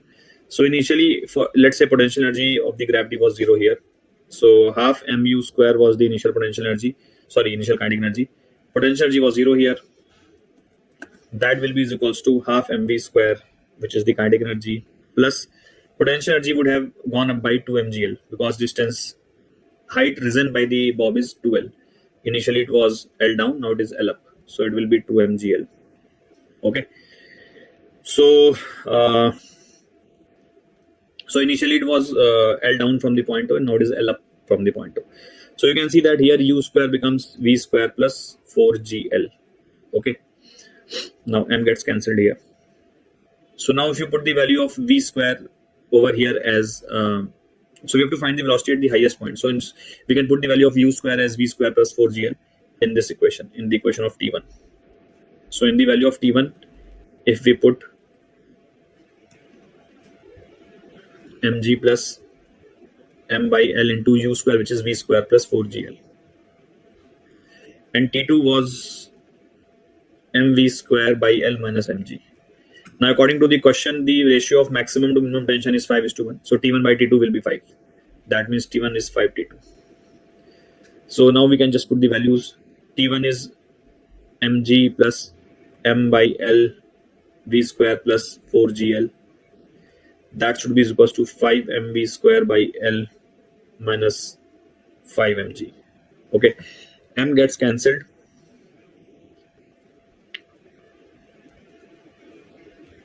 Value of g is 10 and length is 1, so length you can put here 1, so v square plus 4 into 10 will be 40, that will be 5 into v square minus 5 into 10. So what do we get? 50 plus 50 is 100, and that is 4v square. So v square will be 25, which means v will be 5. There is one relation that the difference between the maximum tension and the minimum tension is 6 mg. If you use that result, then this question will be very, very fast. But I don't know, if many students might not be knowing that result, so I have not used that. Let's have a look at this question. So here, from the given data, the amount of energy required to break the nucleus of this is sum dash into x into 10 to the power minus 3 joules, and we have to fill in the blank here. We have to assume that 1 U corresponds to x joules of energy. Okay, that means if you have to convert 1 U into joules, then it will be x joules. Okay, now this is a very simple case. We have to just calculate the binding energy of the aluminium. So binding energy of the aluminium is the energy required to break the aluminium nucleus. That will be 13 times mass of the proton, because aluminium will have 13 times 13 proton, plus 14 neutrons, because 27 minus 13 is 14. So 14 into neutrons minus the mass of the aluminium. Okay, this will be the mass defect, and you have to, so basically this into U. So this mass defect will be in the U value, atomic mass unit. Now the mass of the proton is 1.00726 plus 14 into this will be 1.00866 minus aluminium mass is 27.18846. Okay, and this will directly come out to be in U. Okay, now if you calculate this, so 13 into 1 and 14 into 1 will be directly cancelling 27. So I will remove this 13 into 1 plus 14 into 1, and 27 will get cancelled. So directly you can say 13 6 are 78, 7 carry, 13 2 are 26 plus 7, 26 plus 7 is 33. So 3 left, 13 7 are 91 and 3 94. So 94. So 490. 0.0493. 0.09. What was it? 0.09438. 0.09438. 0.09438. This is the mass defect from the proton. And 14 into 6 is 14 6 is 84. 14 6 is 84 again. 84 and 8 becomes 92. So 9. 14 8 ja 112 and 9, 121. So 12, so 2, I think this.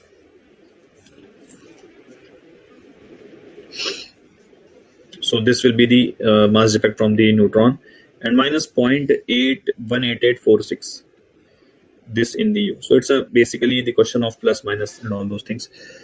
So now if you add this, how much we are getting? 8, 4, 12, 1 carry, and 3, 3, 6, and 4, 1, 5, and 12 and 9, 21. Okay, minus 0.818846 in U.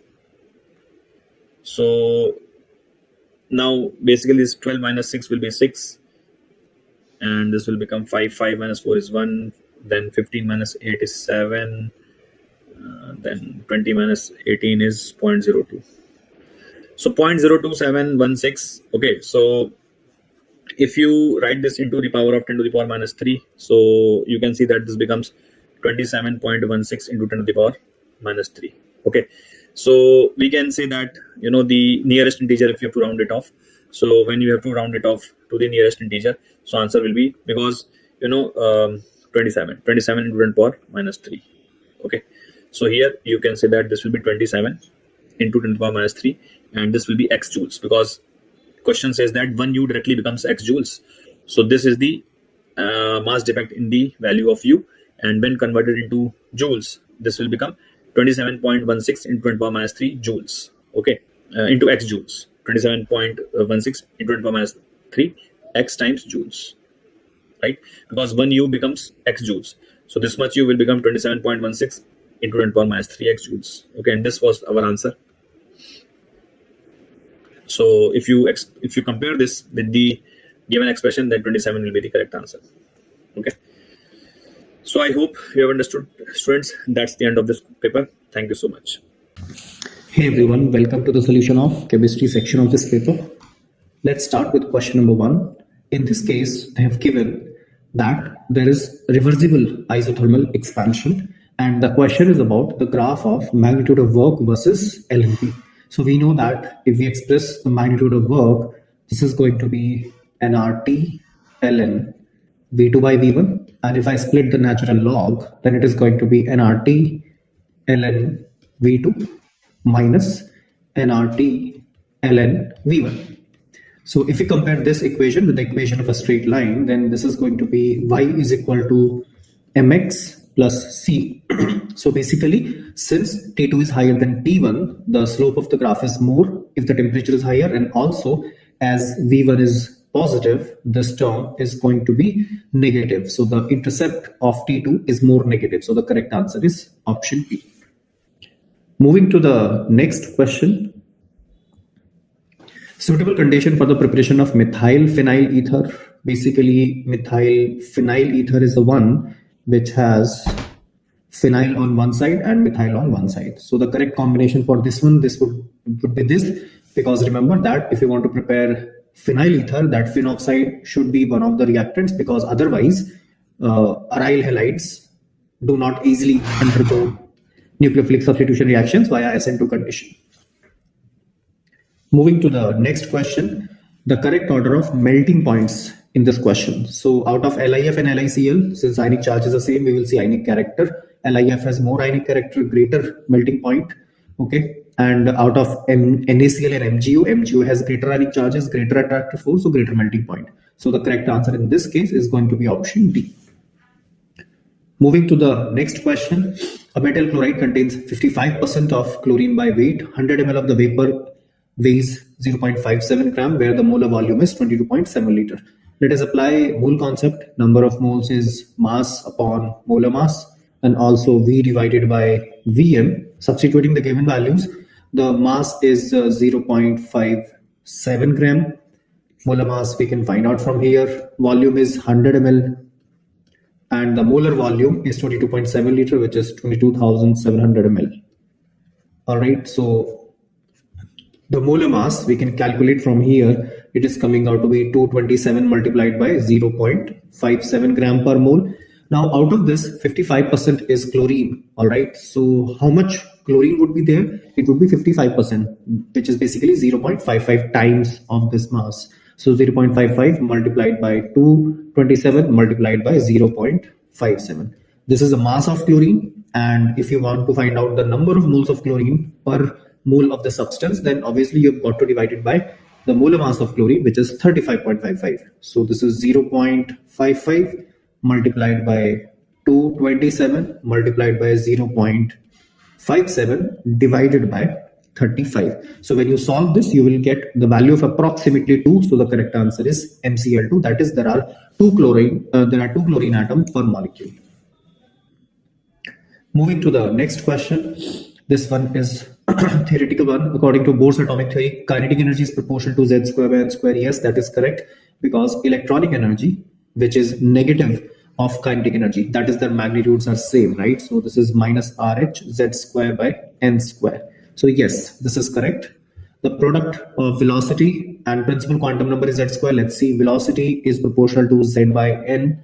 So the product of velocity and principal quantum number will be proportional to Z. So this is incorrect. Anyway, this is not mentioned. Option B is not mentioned as correct in any of the given options. So you don't need to even check it. Let's check option C. Frequency of revolution is basically velocity divided by circumference.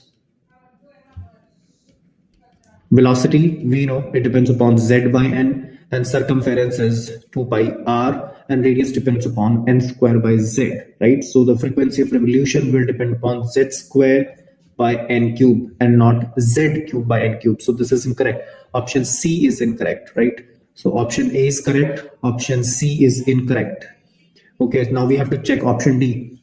Coulombic force of attraction on the electron is Z cube by N4. We know that Coulombic force is proportional to Q1, Q2 by R square, right? One of the charges is nucleus, which is Z, and radius, we know it depends upon N square by Z. So radius square will depend upon N raised to the power 4 and Z square, right? So Coulombic force would be, we can do it here, Coulombic force would be proportional to Z divided by N4Z square, which is basically Z cube by N4. So option D is correct. So the correct statements are A and D. So the correct answer is last option. Moving to the next question. What is a suitable region for the preparation of the product? So the best way to do this is Wolff-Kishner reduction, because we don't want our double bond to undergo any side reactions whatsoever.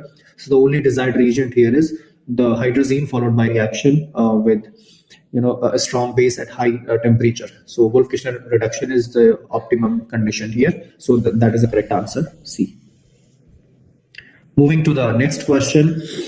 A phenylmethanamine, N-dimethylamine, N-methylaniline, benzene amine. Choose the correct order of basic nature of the above means, right? So all these are anilines in which the lone pair of nitrogen is involved in conjugation, making them weaker bases. But if we consider option A, which is phenylmethanamine, so this is basically benzene and then CH2 and H2. So here the lone pair of nitrogen is not delocalized, as it is cut off from the benzene ring by this sp3 hybridized carbon. So option A is the strongest base. That leaves us with this one.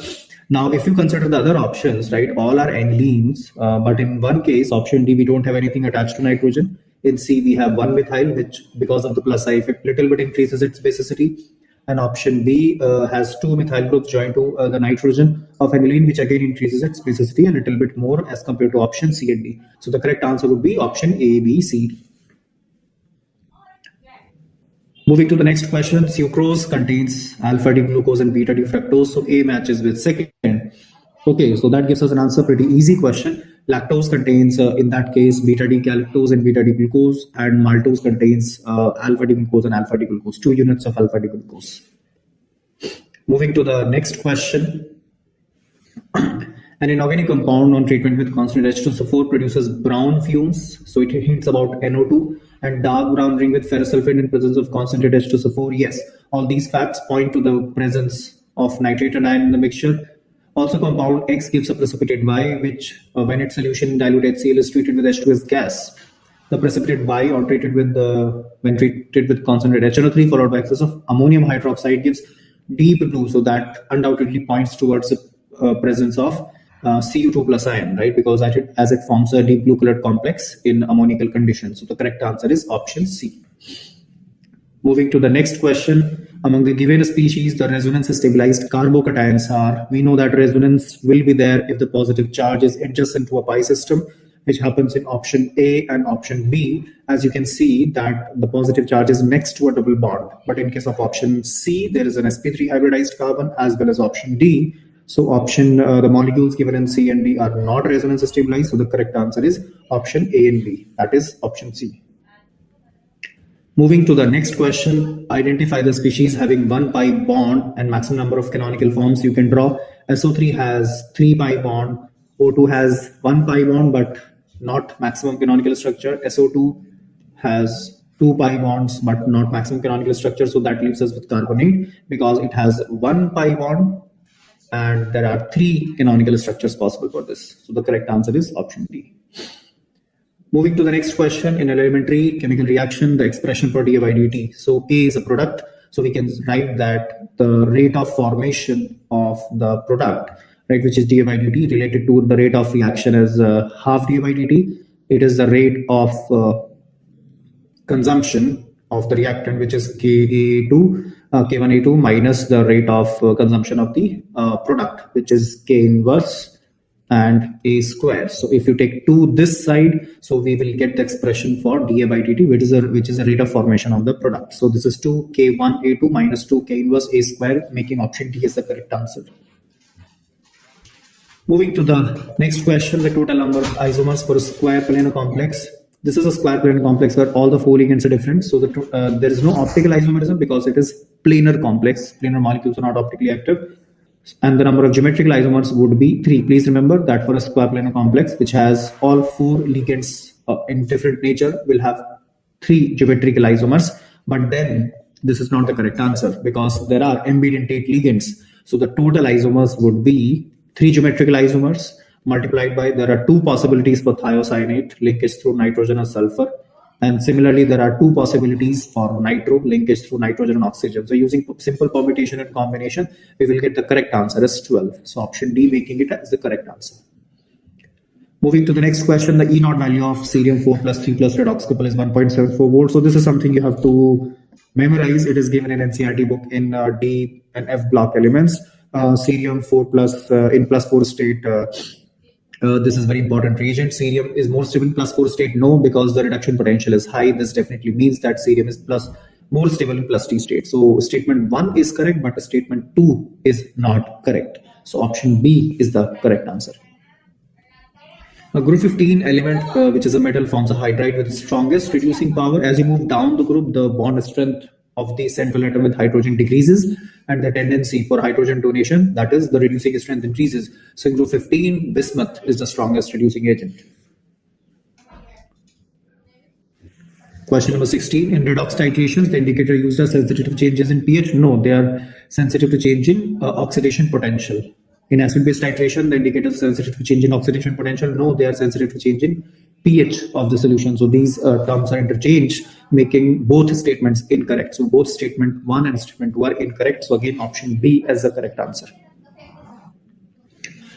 Question number 17, during charging of battery, lead sulfate on anode is oxidized to PbO2. So please remember, we are talking about anode and cathode when the battery is being charged.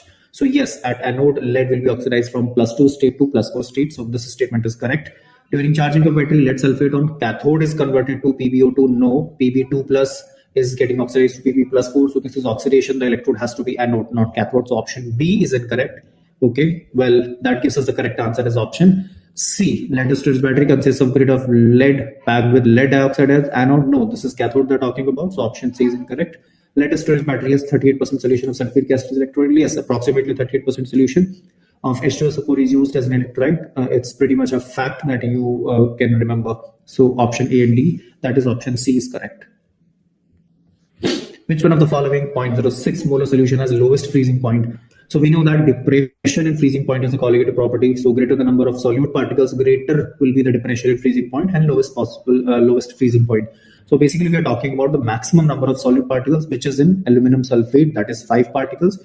Glucose, it does not ionize, so 1 particle, Ki gives 2 particles, and K2 gives 3 particles. So maximum depression, and hence the lowest freezing point will be in option A. Moving to the next question, the first ionization energy of magnesium is smaller as compared to that of element in X and Y. So magnesium should have the lower ionization enthalpy compared to the first two elements, right? So if we talk about chlorine and aluminum, no, magnesium has higher ionization enthalpy than aluminum. It's an exception. Sodium again, aluminum again, no. So we get option D as the correct answer. Magnesium has lower ionization enthalpy compared to argon and chlorine, but higher compared to sodium, because obviously across a period ionization enthalpy increases. Next question, the mass of ammonia produced when 13.18 kg of cyclohexane carbaldehyde undergoes a tolerance test. So basically this is cyclohexane carbaldehyde is this one, and the reaction happens is this one. The CHO group is oxidized to CO minus and takes up 1 ammonium as cation, as a counterion, leaving 3 ammonia free in the solution. So the cyclohexane carbaldehyde is 13.18. You can calculate the molar mass. There are 7 carbon, 100, and there are 12 hydrogen. Yes, so it's 112, right?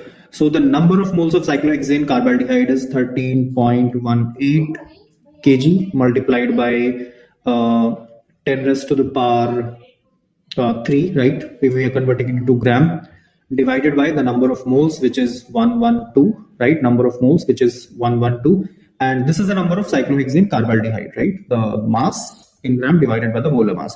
As I said, number of moles of ammonia will be triple the number of moles of the aldehyde being oxidized. So the number of moles of ammonia will be 3 multiplied by 13.18 into 10 raised to the power 3 divided by 112. But they're talking about the mass of ammonia in kg. Okay, so the mass of ammonia would be 3 multiplied by 13.18. I guess we can strike off this times power 3 because the mass is also required in kg, divided by 112, and then this will be multiplied by 17 because they're asking about the mass. So the correct answer you will get from here. Okay. So moving to the next question, question number 21. Here, you have to take HBr under peroxide conditions and CuF2, right? HBr under peroxide condition. So basically what you have to do here is do anti-Markovnikov addition. So what happens? This one, right? Anti-Markovnikov addition and then followed by Schwarz reaction. So Br is replaced by F. So the correct answer would be this one. Moving to the next question, in order to prepare a buffer solution of pH 5.74, so we can apply Henderson-Hasselbalch equation. pH is equal to pKa plus log the conjugate base divided by acid, right? The conjugate base divided by acid. So pH is 5.74, the pKa is 4.74. So we can see 5.74 minus 4.74 is 1, and the antilog of 1 is 10. So basically the concentration of conjugate base in acid, it should be 10, and because if the concentration of acetic acid is 1, if the concentration of acid is 1, then the concentration of conjugate base is definitely 10, right? So this is going to be 10 molar. That is the correct answer. Moving to the next question. If you have 20 ml of 0.101 molar solution of this complex, you can see that it will give 2 chloride ions. So the number of moles of chloride ion would be 2 multiplied by the molarity, which is 0.01, multiplied by the volume of solution, 20. All right, so this many chloride you need. Okay, so this is 20 to 240, and this is right. So this is 0.4, right? 0.4 millimole. Now this many silver also you need. So basically molarity, which is 0.1 and multiplied by the volume. So that makes this volume as 4 ml, right? So the correct answer would be 4. Moving to the next question, the total number of monohalogenated organic products in the stereoisomers where a simplest optically active alkene. So simplest optically active alkene could be this one, CH2 double bond CH, then C, then H, then CH3, and then CH2, CH3. All right, so we will not take any special condition like isotope or something like that. We'll just take the simplest optically active alkene. So if it is hydrogenated, then you get this one, CH3, CH2, then CH, then CH3, and then CH2, and then CH3. So now we are substituting one of the hydrogen atoms by a halogen, and we have to check the total number of stereoisomers. Okay, so what we can do is one we can replace here. All right, that will not give any isomer. Will that give any isomer?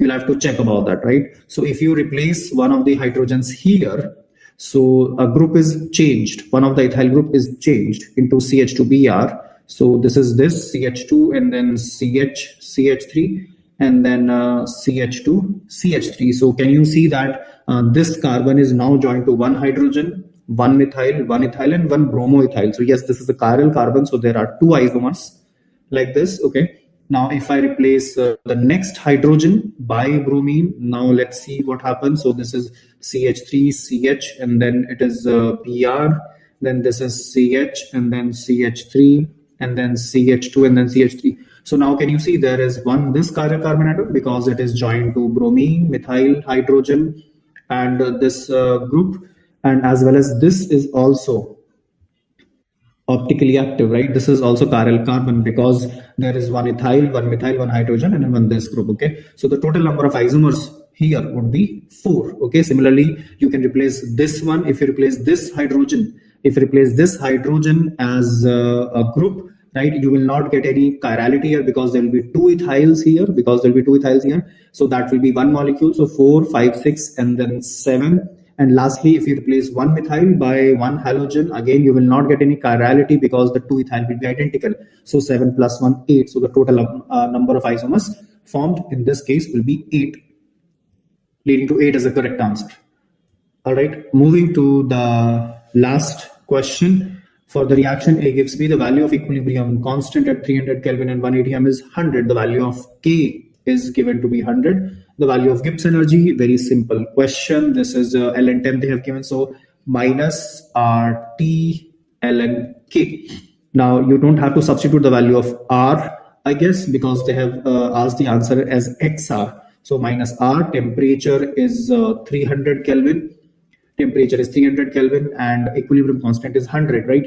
So ln 100 can be written as ln 10 square, which can be written as 2 ln 10. So Gibbs energy I can rewrite as minus R multiplied by 300 multiplied by 2 ln 10. The value of ln 10 they have given, that is 2.3, and the answer is to be expressed as minus XR. So let us remove minus R. So X is going to be your 300 multiplied by 2, which is 600 multiplied by 2.3. So 600 multiplied by 2.3. So that is going to be your approximately 1380. So that is the correct answer to this question. So that's all in the solution. Thank you for joining. Have a nice day. First question, if limit x tends to 0, the sine inverse of x minus tan inverse of x upon 3x cube is equal to ELN. The sine inverse of x, tan inverse of x. So using limits using which part? Using the expansion. So limit of a function using expansion. And if you remember this is Taylor series, right? The expansion of any function you take, f of x, so which is given by f of 0 plus f dash of 0 by, so the 1 factorial into x plus f double dash of 0 upon 2 factorial into x square up to so on. So if I use that, then we will take it to the sine inverse x and tan inverse x expansion as the sine inverse x expansion, which is equals to, so x plus x cube by 3 factorial and plus and so on we will get.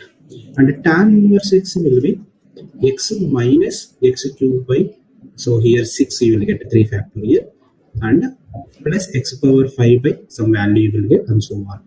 Since here 3x cube is there, so we can take x tends to 0, so only the x cube part I am taking now.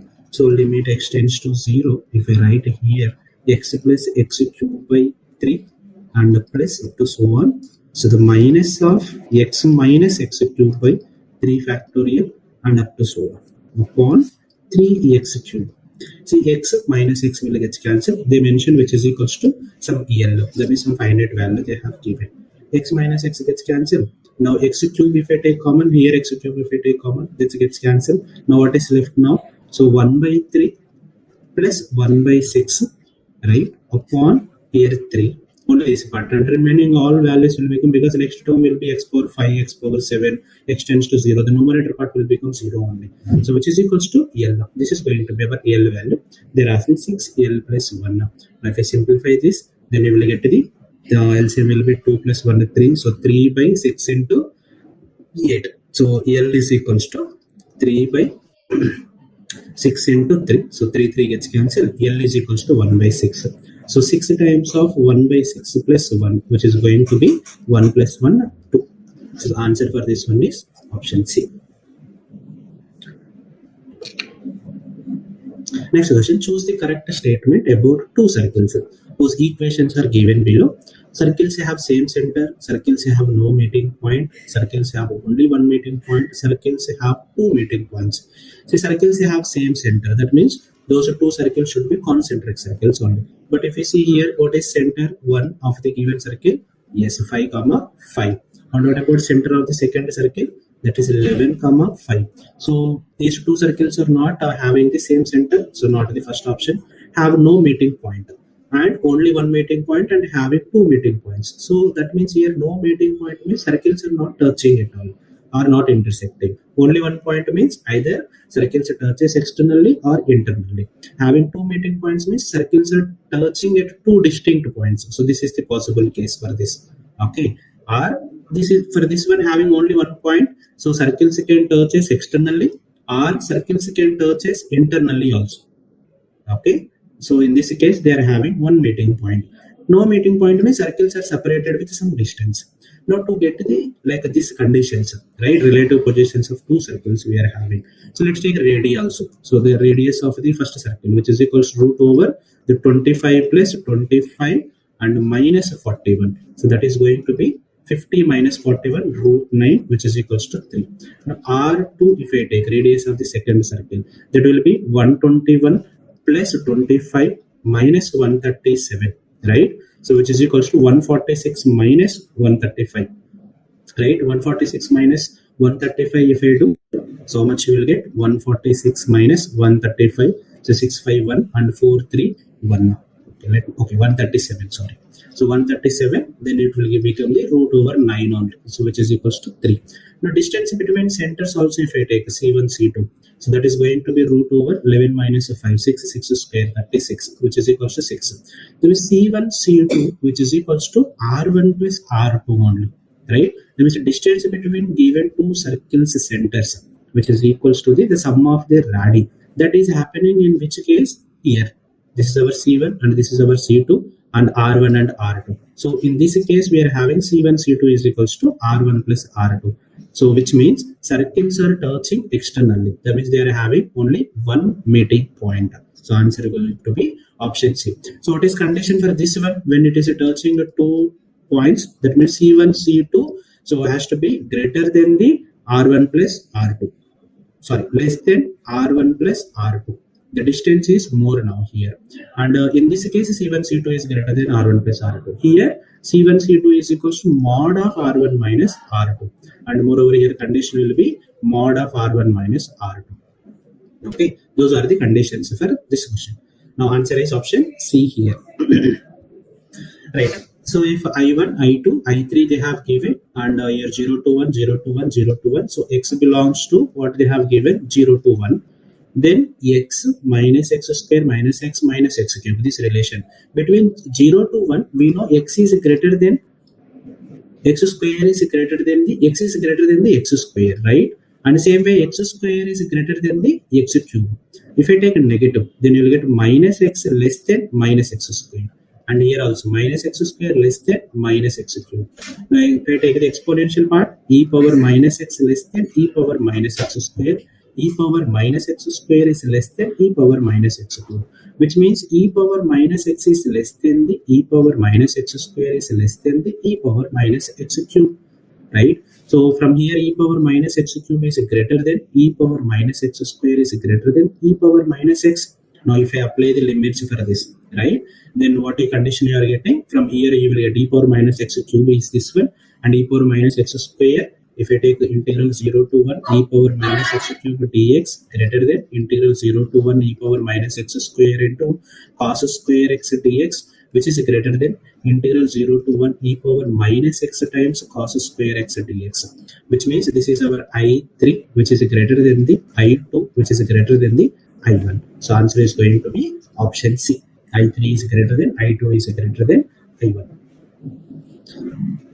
And the next one, yes, let alpha, beta, gamma be the real roots of the equation. They have given a cubic equation. They mention alpha, beta, gamma are real roots. So we know sum of roots taken 1 at a time, taken 2 at a time, taken 3 at a time. If you take sum of roots taken 1 at a time, that means alpha plus beta plus gamma, which is equals to minus a, which is nothing but the minus of x square upon coefficient of x square upon coefficient of x cube.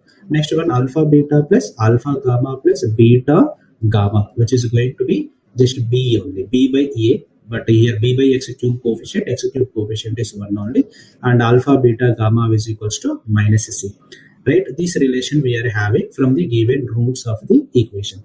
Now here what they mention, if the system of equation in UVW given by alpha u plus beta v plus gamma w equals to 0, beta u plus gamma v plus alpha w equals to 0, gamma u plus alpha v plus beta gamma equals to 0. See, this is a like a equation having three unknowns, three constraints we are having, right?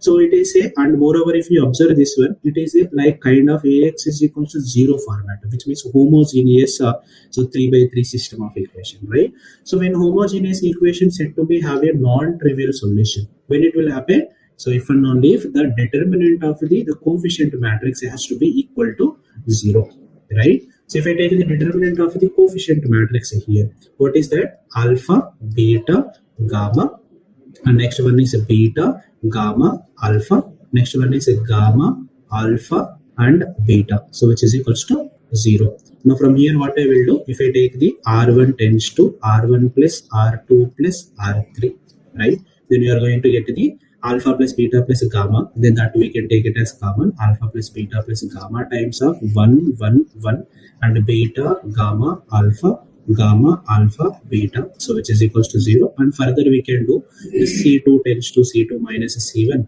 and C3 column 3 also I am changing, so that the determinant will become very easy. Okay, easy to take the determinant. Now here 1 beta gamma, so 1 minus 1 0 and 1 minus 1 0, gamma minus beta and alpha minus beta, and the next one is alpha minus gamma and beta minus gamma, which is equals to 0. Just take alpha plus beta plus gamma. If I expand this one, you will get alpha plus beta plus gamma times, here you will get alpha square plus beta square plus gamma square minus of alpha beta minus beta gamma minus gamma alpha, which is equals to 0. Now we have alpha plus beta plus gamma value. What is that value? Minus a times, if I take this value alpha square plus beta square plus gamma square, just taking squaring on both sides, then you will get the this value. If I take a square, which is equals to individual squares, you will get a square minus of the 2 times of alpha beta gamma, that part you will get. That means you will get a square minus 2b, and here minus of this value if I take, that is going to be b only again, so which is equals to 0. Since a can't be 0, they mentioned here condition already, so a square minus 3b has to be equal to 0. A square minus 3b is equals to 0. Then from here a square by b, which is going to be 3. So answer is going to be 3. That is option C. Next question, if alpha beta are natural numbers such that they are given 100 to the power of alpha minus 199 times of beta, which is equals to, if you observe this part 100 into 100 plus 99 into 101, you see first number is gradually decreasing by one number and the second number is increases by one number. That means I can write as a summation. So let's take some r is equals to start with 0 to 99. So first I am taking 100 minus r times of 100 plus r. Okay, I'm writing the general term of these terms, whatever terms they have given. Now this part is nothing but the summation r is equals to 0 to 99 times of 100 square minus r square, right? So 100 to the power of alpha minus 199 beta, which is equals to, so 100 square, so summation r is equals to 0 to 99 1 minus of, so if I simplify this one, summation r is equals to 0 to 99 r square.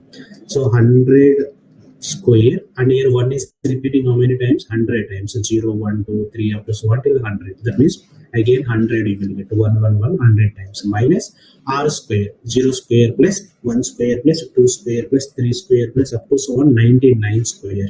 So we know the sum of the squares of the first n natural numbers of the, that is given by n into n plus 1 into 2n plus 1 upon 6. This is the formula, right? Now if you take that expression only, here n is equals to 99, so you will get 99 into 99 plus 100 plus 99 into 2, that is 198 plus 1, that will be 199 upon 6 you will get.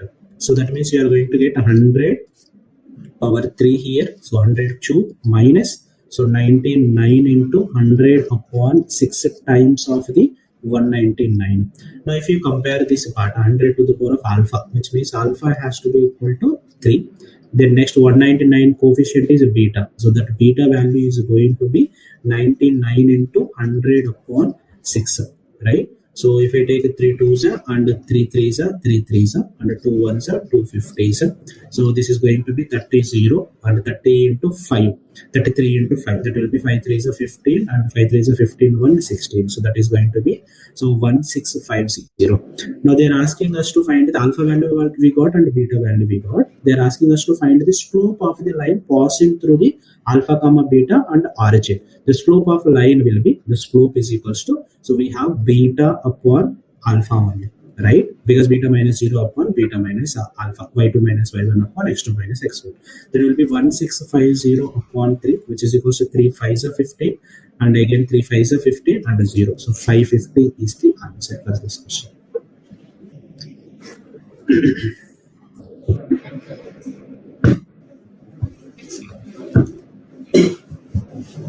Right. So a fair coin is tossed a fixed number of times. If the probability of getting 7 hits is equal to the probability of getting 9 hits, then the probability of getting 2 hits is. So fixed number of times. So we don't know how many number of times we are tossing a, tossing a fair coin. So the probability of getting the probability distribute function, right? Binomial distribute function. So getting 7 hits, okay, which is equals to the probability of getting, so 9 hits, and we know the probability of getting hit, that is our, like we can say success, failure, like that we will write, right? So with a small p we will write, which is equals to 1 by 2, and q is equals to failure, that means getting the tail, which is equals to 1 by 2 minus 1 minus 1 by 2, that is going to be again 1 by 2, and we are having this formula, the probability of getting r success, which is equals to the ncr times of, so p to the power of r and q to the power of n minus r,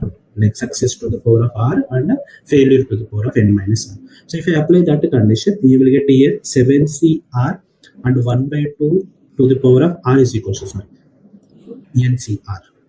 Okay, ncr means n we don't know, nc7 1 by 2 to the power of 7 and 1 by 2 to the power of n minus 7, which is equals to nc9 and 1 by 2 to the power of 9 and 1 by 2 to the power of n minus 9.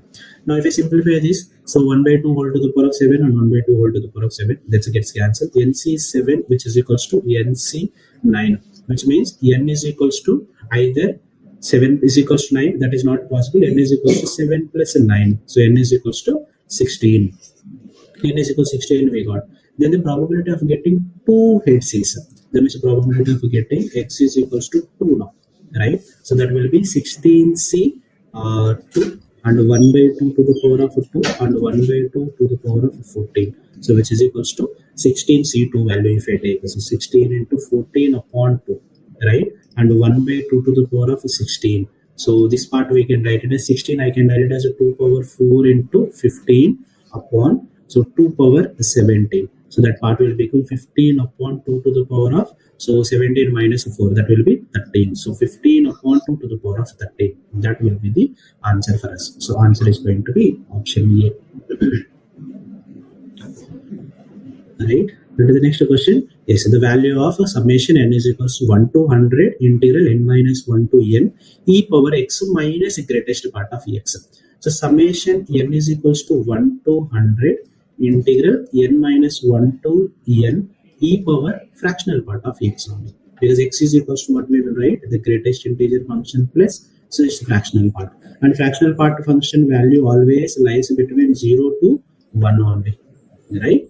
Now, if I take this part dx, which is equals to what will happen now, how many times we will take n is equals to 1 to 100 numbers. So 100 times integral 0 to 1, just e power x into dx. If I take the integration for e power x, that will be e power x only. So 100 times of e power x, limits are 0 to 1. If I substitute that, then you will get e power 1 minus e power 0 will be 1 only. So 100 into e minus 1, that is going to be the answer. It's a very simple question, right?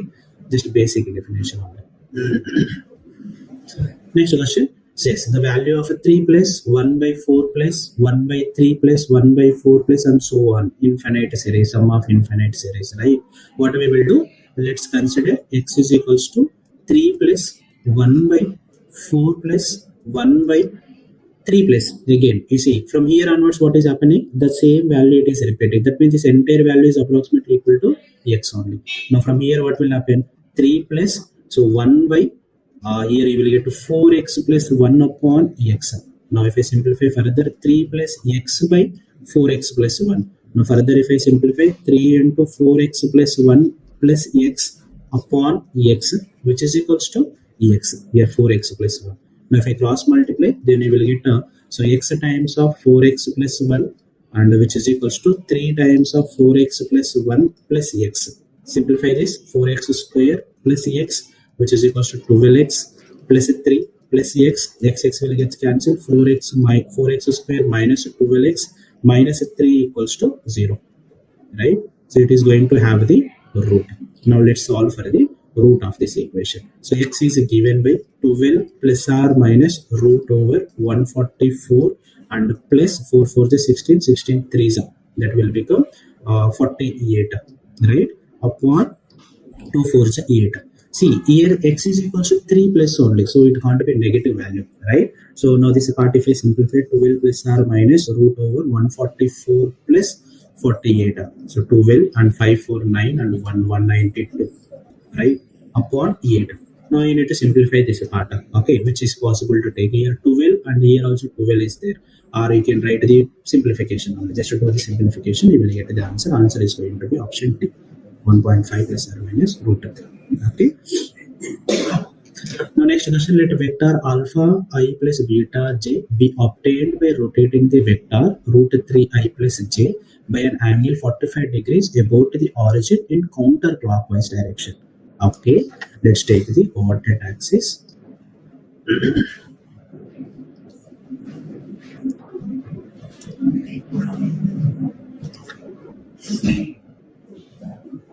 This is our coordinate axis. Now they mentioned here there is one point. That point is root 3 comma 1. Somewhere here we are having root 3 comma 1. So if I take about the origin, okay, so this is our line. Now if I take the slope angle made by this line with respect to the positive x-axis, okay, then how much it is making here. So root 3 on the slope, if you take 1 by root 3 on here, that is going to be 30 degrees. Now we rotated this point with 45 degrees in the counterclockwise direction. Then that time it will reaches the, so somewhere here it reaches. Here we are having, this is our alpha comma beta. So we rotated with the counterclockwise direction with 45 degrees. Okay. Now they are asking us to find the area of a triangle formed by the vertices alpha comma beta, 0 comma beta. 0 comma beta will be where it will lie. Yes. So here it is. It is on the y-axis, and 0 comma 0. This is going to be 0 comma 0. Now this length is our beta and this length is our alpha. Then area of a triangle will be given by the 1 by 2 times of alpha into beta with modulus. right? Since it is a area. So this is our required area of the triangle. We need to find the alpha and beta value only. So how much total angle it is making? Yes, it is making 75 degrees. And how much value for this one? This length is equals to 2 units. Now alpha comma beta points up. So what we will get? Yes, if I apply the condition, then we will get immediately. So 2 times cos 75, right? And 2 of sin 75, right? Now if I apply, this is our required area A, which is equals to 1 by 2 times of, so 2 times cos 75 and 2 times sin 75. So 1, 2 and 2 gets cancelled. Anyway, these two are positive only, right? Cos 75 and sin 75. It will become 2 times of sin 75 and cos 75. That we can write it as the sin 2 sin theta cos theta, sin 2 theta. It will become sin 150. So this value I can write it as sin of 180 minus 60, right? So it lies in the second quadrant only, sin 60. The sin 60 value is going to be 150 minus 30, sorry, 150 minus 30, sin 30 is going to be 1 by 2. So area of a triangle formed by the alpha comma beta and 0 comma beta, and origin is given it as the 1 by 2. Answer is option D. Right. The number of roots of the equation. Next question. If we see is this part, 81 to the power of sine square x plus 81 to the power of what we can write cos square x as 1 minus sine square x, which is equals to 30. Now 81 to the power of sine square x plus 81 upon 81 to the power of sine square x, so which is equals to 30. So if I take 81 to the power of sine square x, which is equals to something t, some dummy variable, right? Now what will happen here? This part will become just t plus 81 by t, which is equals to 30. Now if I simplify this, t square minus 30t plus 81 equals to 0. Now we can write t square minus 27t minus 3t plus 81 equals to 0. Then we say t is equals to 27 and t is equals to 3. These two values are possible, right? And if we substitute here now, so case 1, when t is equals to 3, if I take, then 81 to the power of sine square x, which is equals to 3 power 1. This is, if we write in terms of 3 power, then we can write 3 power 4 sine square x, right? Which is equals to 3 power 1. That means 4 sine square x has to be equal to 1 since bases are equal. So sine square x, which is equals to 1 by 4. And you see they have given interval as 0 to pi. 0 to pi means first and second quadrant, and we know in first and second quadrant sine is positive, sine square x is also positive only. Now what will happen here? The sine x is going to be positive in first and second quadrant, so sine x is equals to, you will get only 1 by 2. Now x values if I take in first quadrant and second quadrant, in second quadrant, first quadrant that will be pi by 6, second quadrant that will be pi minus of pi by 6, okay, which is going to be 5 by 6. So 5 by 6 and pi by 6. So these two are possible when t is equals to 3 in first and second quadrant, right?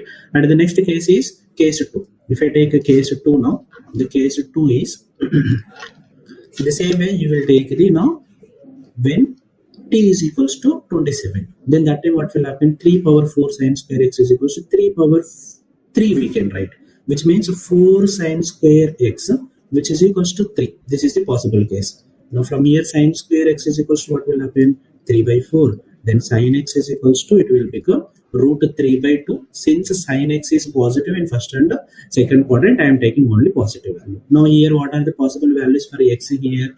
Very good. X is equals to how much? X is equals to pi by 3, because sine 60 value root 3 by 2, and if I take the second quadrant, that will be pi minus pi by 3. So which is going to be 3 pi minus pi. So that part will become 2 pi by 3, right?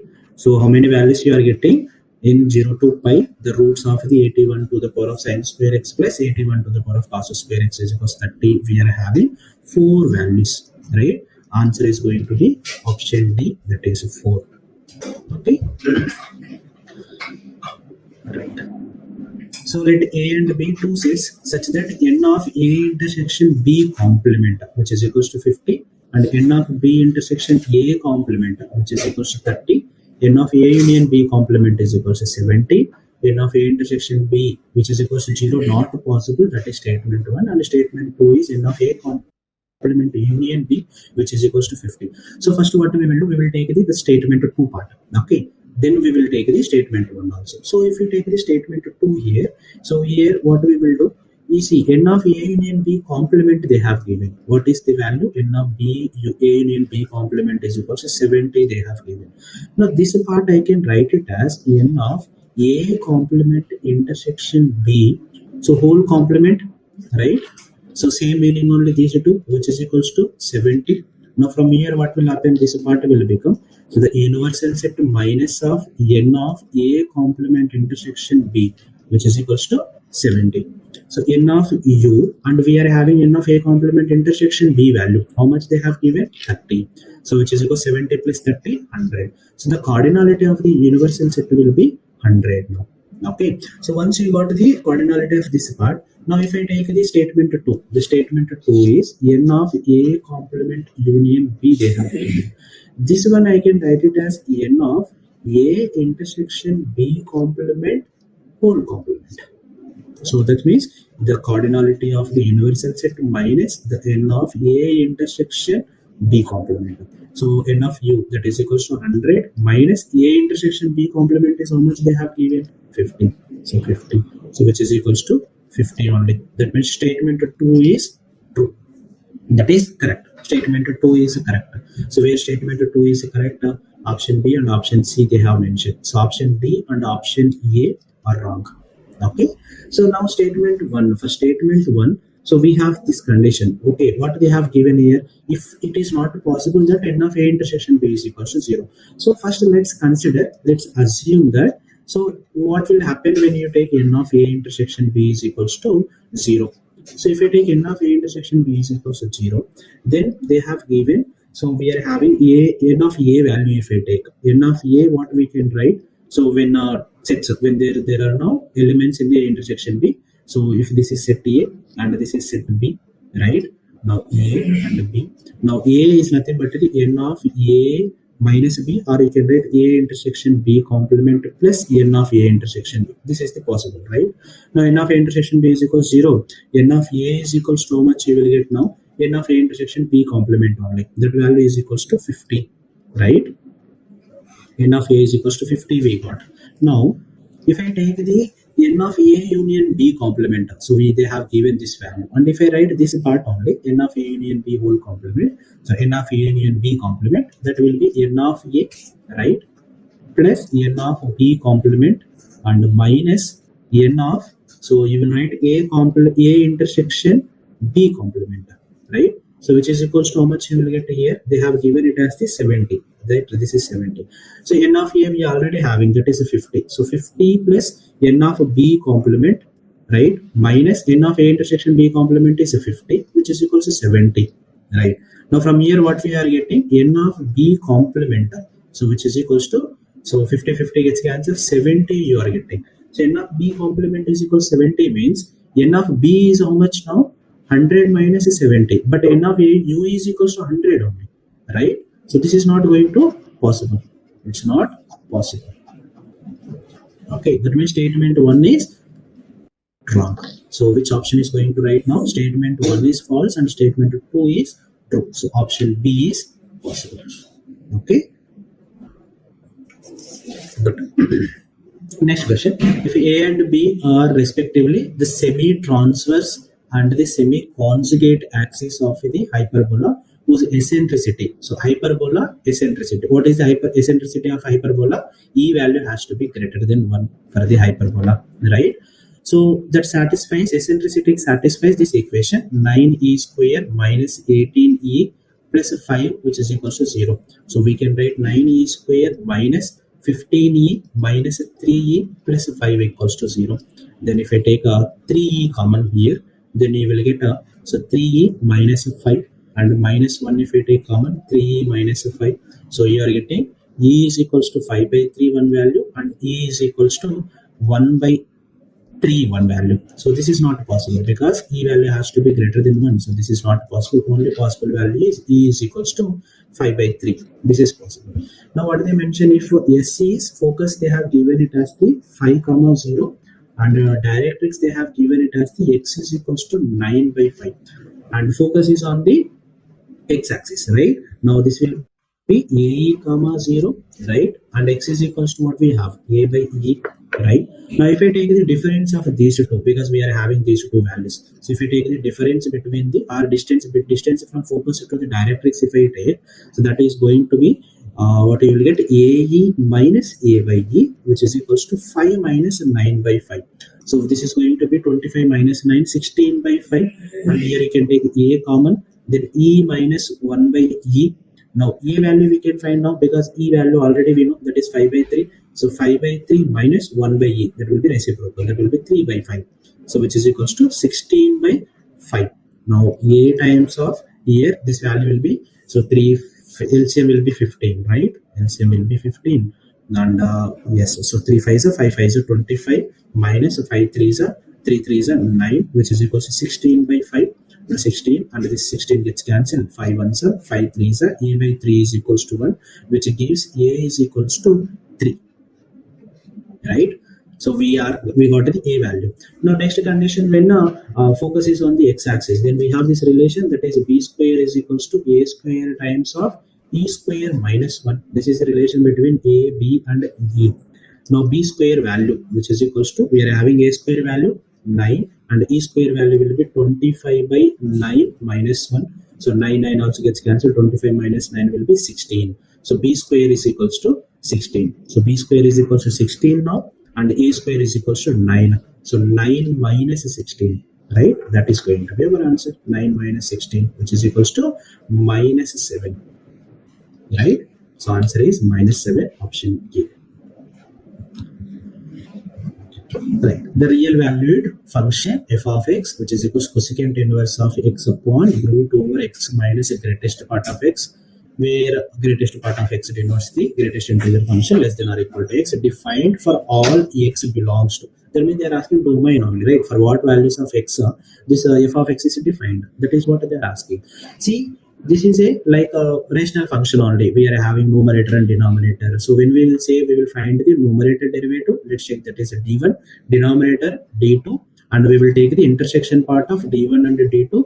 Since here they have given in the denominator, so where this denominator is becoming 0, d2 equals to 0, okay, values of x such that, so that value is becoming 0. So that part we need to remove here, right? Cosecant inverse x domain, right? What is the cosecant inverse x domain? That is r minus of open minus 1 comma 1. That is nothing but the minus infinity to minus 1 union with 1 to infinity, standard domain definition, right? Root over x minus the greatest part of x. X minus the greatest part of x is equals to what we will get, fractional part of x. And we know fractional part of x value lies between where to where? So close to 0 to open 1. Right? When you will get a 0 when it is an integer value, but since it is a denominator part, denominator can't be 0. That means x can't be integer value. If you take integer, then denominator will become 0, right? The means except integer, all real values we can take. Okay, all real values except the integer part. Understood? So that is the domain of the root over x minus of greatest part of x. Now if you take intersection part of these two, so what you are going to get?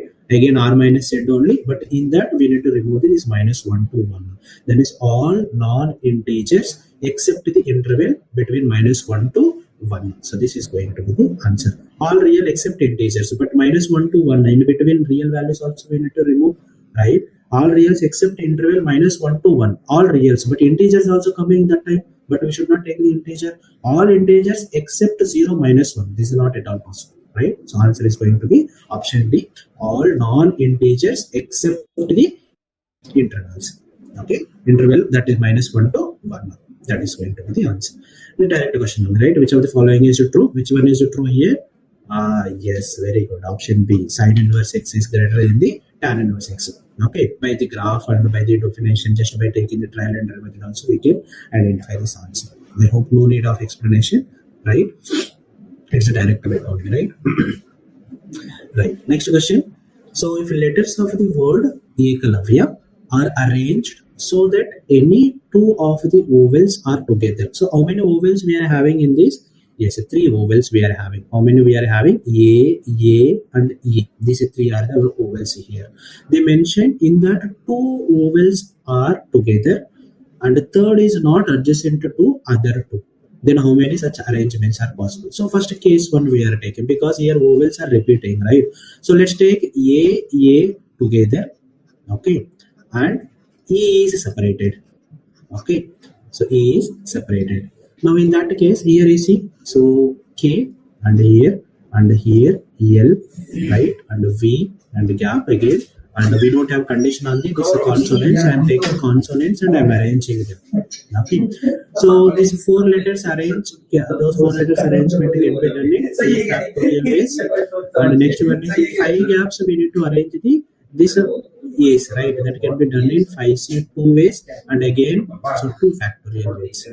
Okay, so 4 factorial into 5C2 into 2 factorial. This is the possible cases. And the case 2, if I take, so here I am taking A, E together. So A, E together, and so A is separated.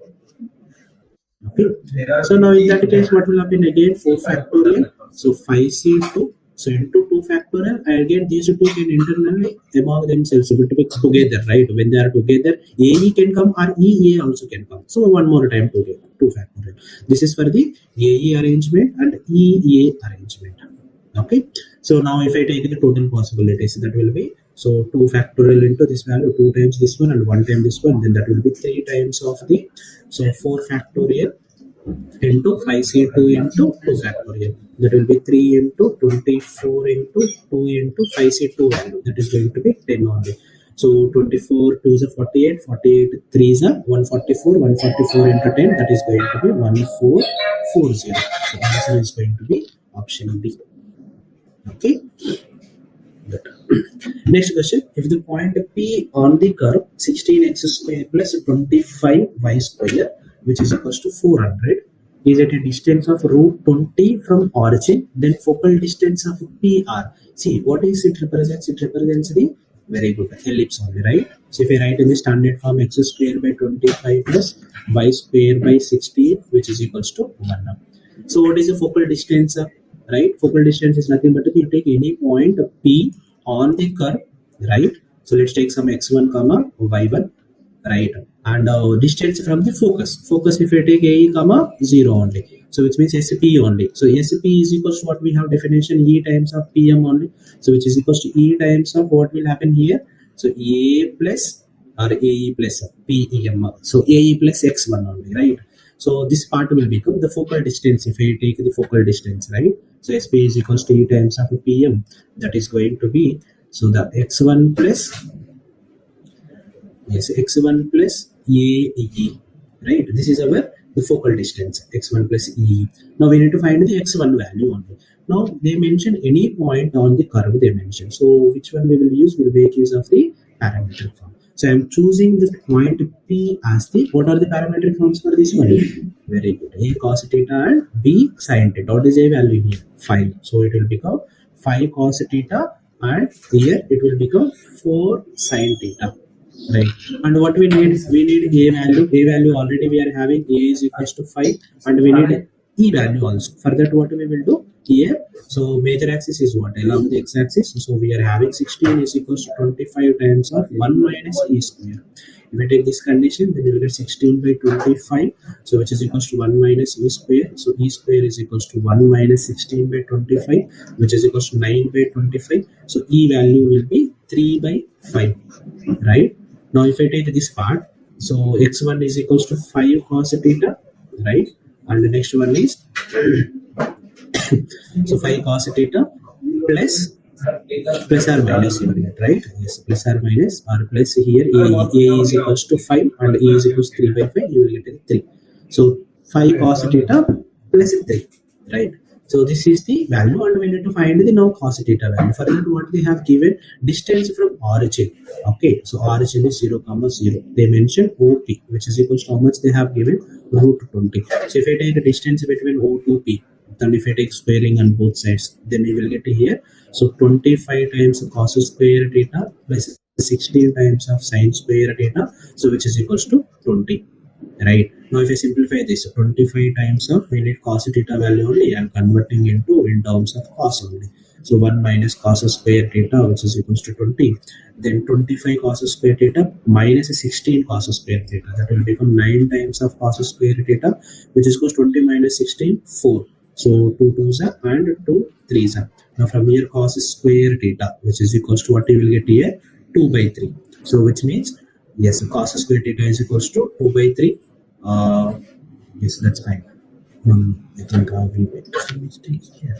Yes, this is not possible, right? 9 cos square theta and 4. Now cos square theta is equals to 4 by 9.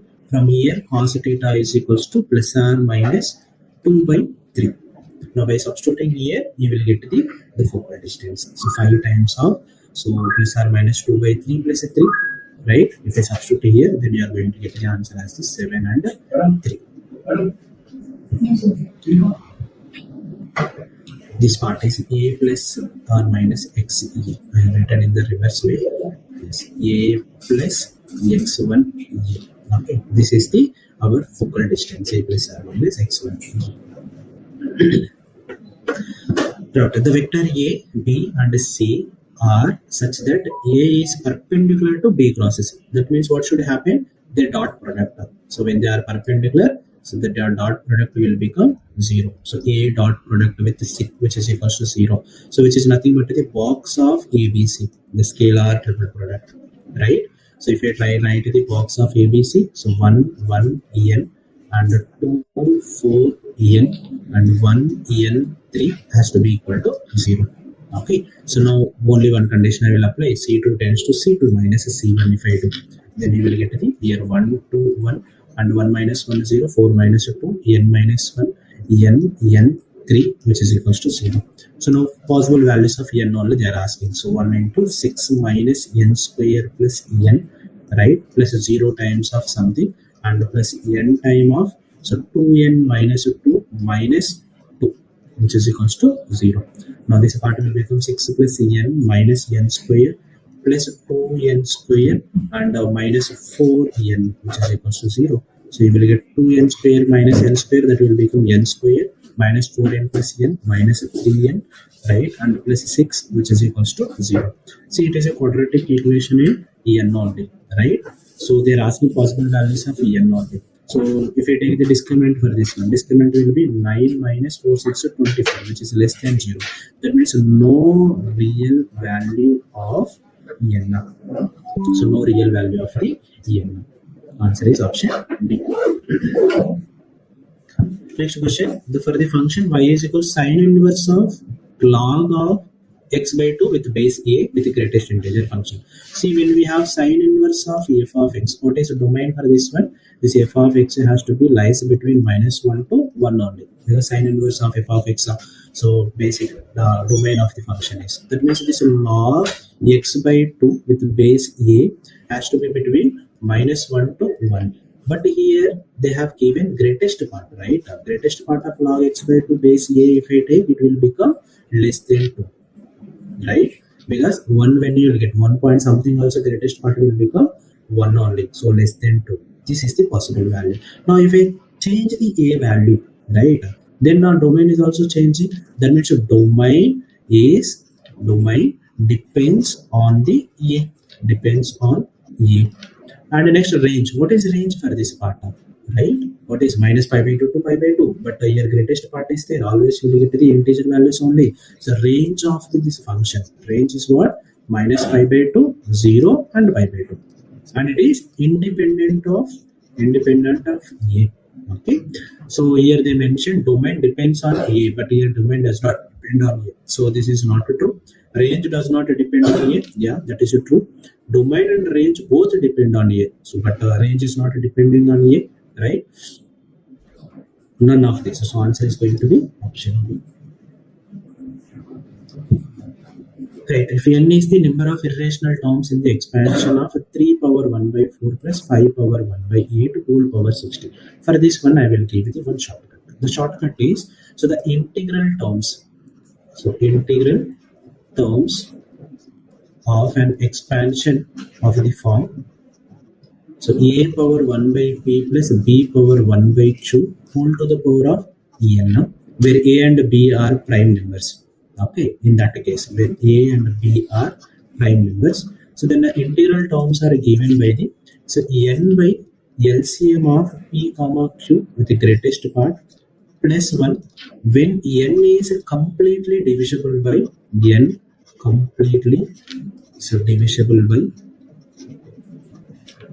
PRQ, and when n is not completely divisible by not completely divisible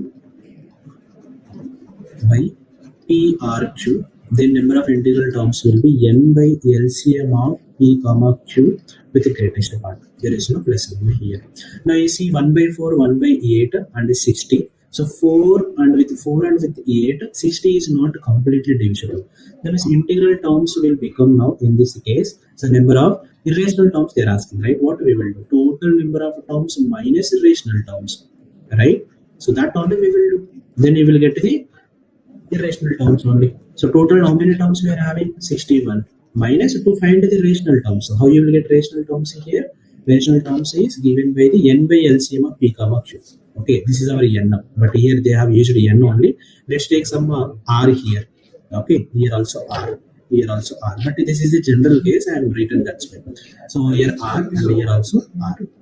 Now in this case our R is 60, right? Now 60 upon the LCM of the 4 comma 8. LCM of 4 comma 8 is going to be 8 only. And if I take greatest part of this one, this will be 8 sevens of 56, 7 point something. It is going to be 7. The means rational terms, how many you are getting? 7 rational terms, which is equals to 61 minus 7. That is going to be 53. Is it true? Oh, I think I have written in the reverse way. So here completely divisible by not completely for this one. This is going to be plus 1 again.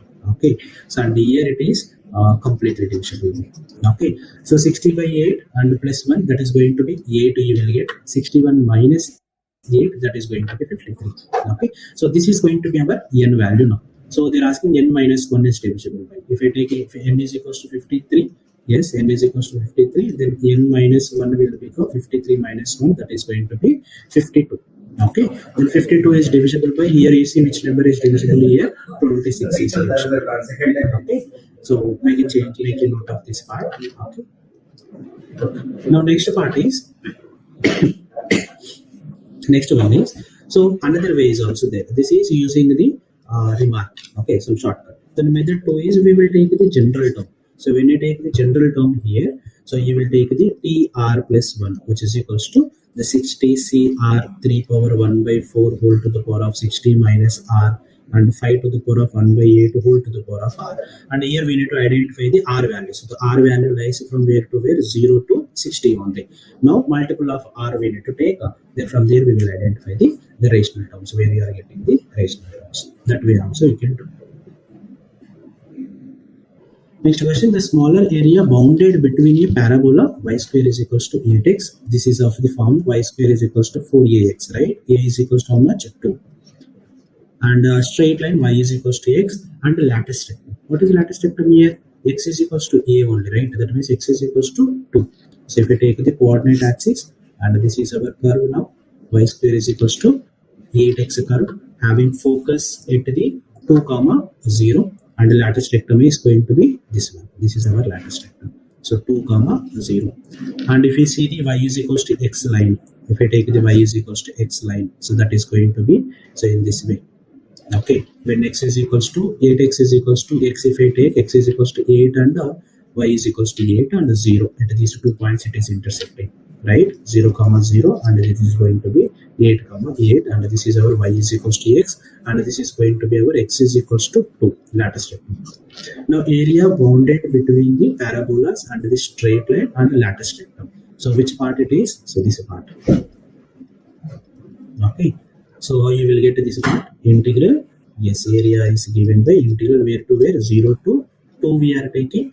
And in terms of function with respect to x only if I take, then it will get y is equals to, so root 8 and times root x minus x times dx. So which is equals to, so root 8 times of integral 0 to 2 and x power 1 by 2, that part will become x power 3 by 2 and upon 3 by 2 that is going to be 2 by 3 minus here x square by 2 and the limit is from 0 to, if I substitute here, then root 8 will be 2 root 2 times 2 into 2 to the power of 3 by 2. So that part will become 2 to the power of 3 by 2 here upon 3 minus, so 2 square 4, 4 by 2 will be 2. So if I simplify this, 2 to the 4 and 1 by 2, 3 by 2. That will become, so 2 to the power of 1 by 2 and 2 to the power of 3 by 2. So it will become 4 by 2. So 2 square. So 2 square means again 4 upon 3 minus 2. So which is equals to 16 by 3 minus 2. So 16 minus 6 upon 3, which is equals to 10 by 3. So 10 by 3 square unit. So that is going to be the answer. Right. Let A is equals to A1, A2, one column matrix. B is also column matrix, and with real entry such that A is equals to XB, and where X is equals to 1 by root 3, 1 minus 1, 1K, 1 square matrix. They have given this condition. So then what is going to be the value of K they are asking? A is equals to XB. So if I write the A is equals to XB part, A1, A2, which is equals to X will be our 1 by root 3 times of 1 minus 1, 1K, and B is going to be B1, B2. So if I multiply this part, 1 by root 3 times of, you will get B1, right? So B1 minus B2, and here B1 plus KB2, right? This is going to be the elements. Now this part will become A1 is equals to B1 minus B2 by root 3, and A2 is equals to B1 plus KB2 by root 3. Now here they have mentioned A1 square plus A2 square. So if I take A1 square plus A2 square, right?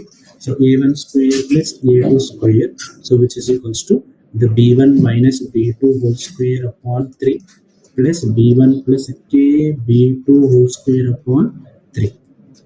Now this value they are already given, it is 2 by 3 times of B1 square plus B2 square. Now if I simplify this, again you will get the 3 only here.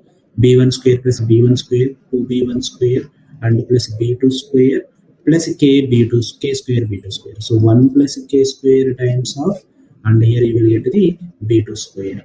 And next minus 2B2 B2 B1 and here plus 2K B1 B2. So if you take K B1 B2 common, sorry B1 B2 common, and 2 also if you take common, here you will get plus 2 times of B1 B2 times, here you will get 1 minus K you will get, right? And if you equate here 2 by 3 B1 square coefficient, 2 by 3 B1 square coefficient, and B2 square coefficient has to be 1 plus K square.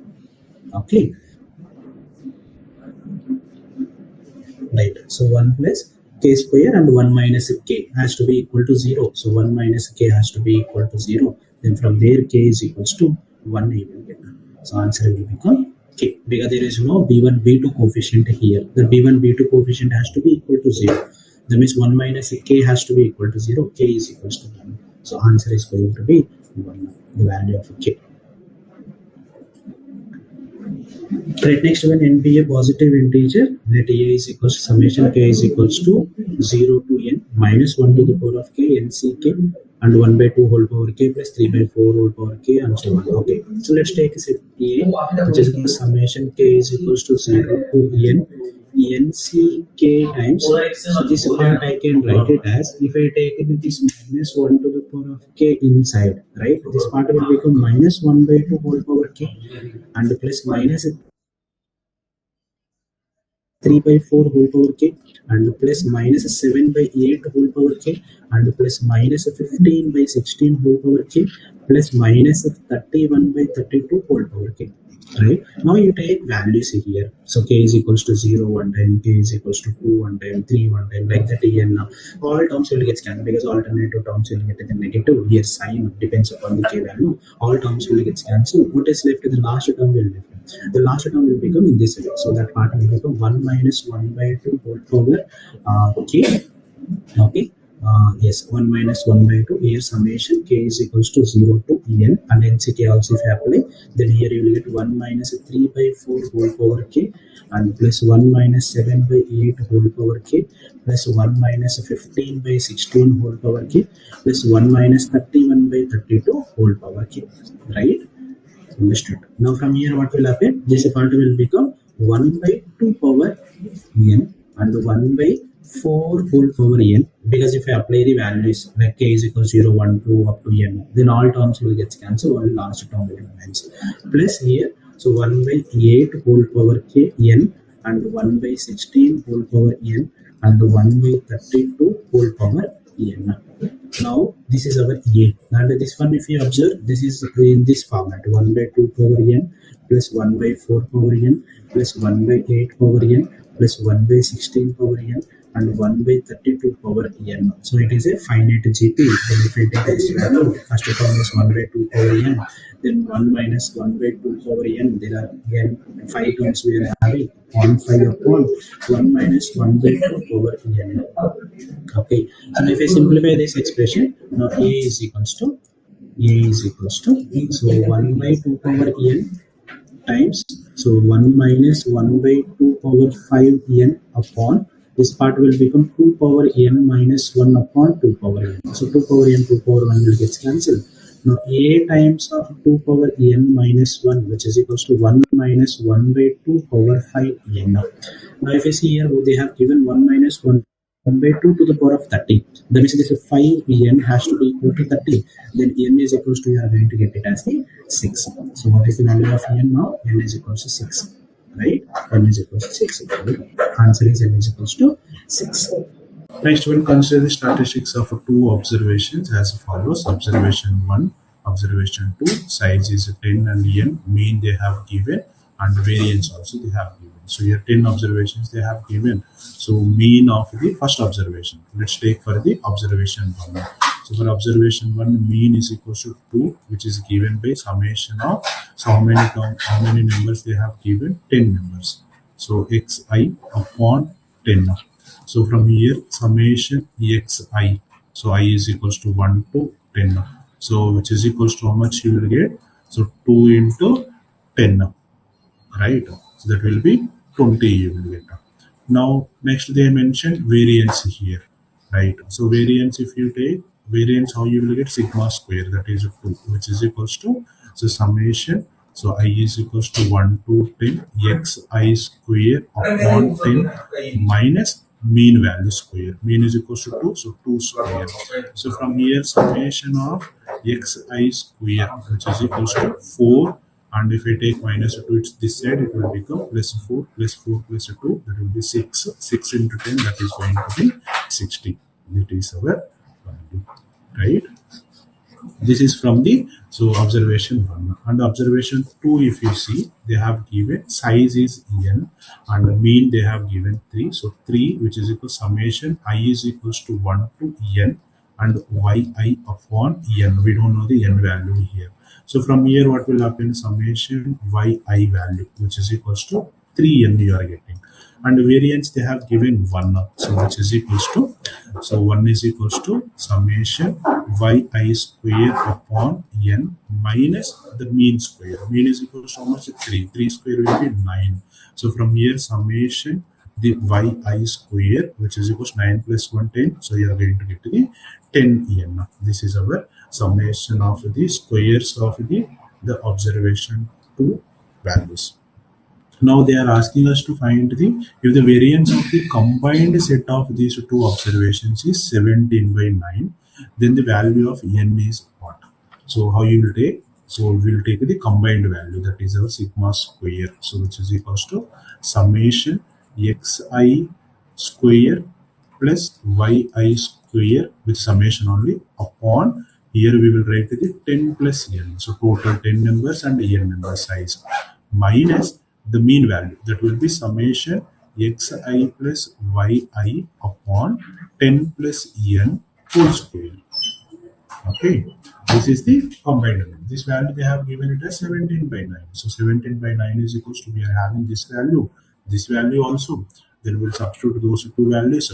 That is, so 60 and plus 10n upon 10 plus n minus 20 plus 60, sorry, 20 plus summation of yi is equals to 3n. So 20 plus 3n whole square upon 10 plus n whole square. And if you simplify, then you are going to get the value of the what unknown, n is unknown. So that unknown n value you will get. Okay, the simplification will be in this way. So this is the formula here. and I just simplify, then n is equals to 5 is going to be the answer for this question. Okay, right. Just formula only, right? So now question number 49. So f is from R to R and g is from R to R, defined as the f of x, g of x. They have given a comma b non-negative real numbers, g composition with f. So g of f of x. So which is equals to what we will write in place of x, we are having f of x. So f of x plus 1 here, and here f of x minus 1, so whole square plus b, and the condition will become here, very good, f of x is less than 0, and f of x is greater than or equals to 0. Now if I simplify the f of x condition also, now what will happen here? So x plus a they have given, so which means here you are going to get the x value which is less than minus a. If I take, then you are going to get here it as the, so f of x plus 1, right? Sorry, f of x is equals to what we are having, x on the right, x plus a. So it will become x plus a plus 1 you will get. And this is condition. And the next one is when a value minus a value less than or equals to x less than 0 if I take, then that time it is going to be x minus 1 whole square. That means here it will, f of x will become, so x minus 1, right? X minus 1, sorry, x plus a, right? Yes, x plus a, so whole square, right? And minus 1, x plus a minus 1 whole square, x plus a minus 1 whole square plus b. Okay, and when x value is greater than or equal greater than 0, so in that case you are going to get the mod of x minus 1 and minus 1 and plus b. Okay, this is our function now. They mention it is continuous for all x belongs to R, then a plus b. You see here, it turning point is 0. It is 0 we are having, right? That means in order to say it is continuous for all x belongs to R, we need to verify it the x is equals to 0.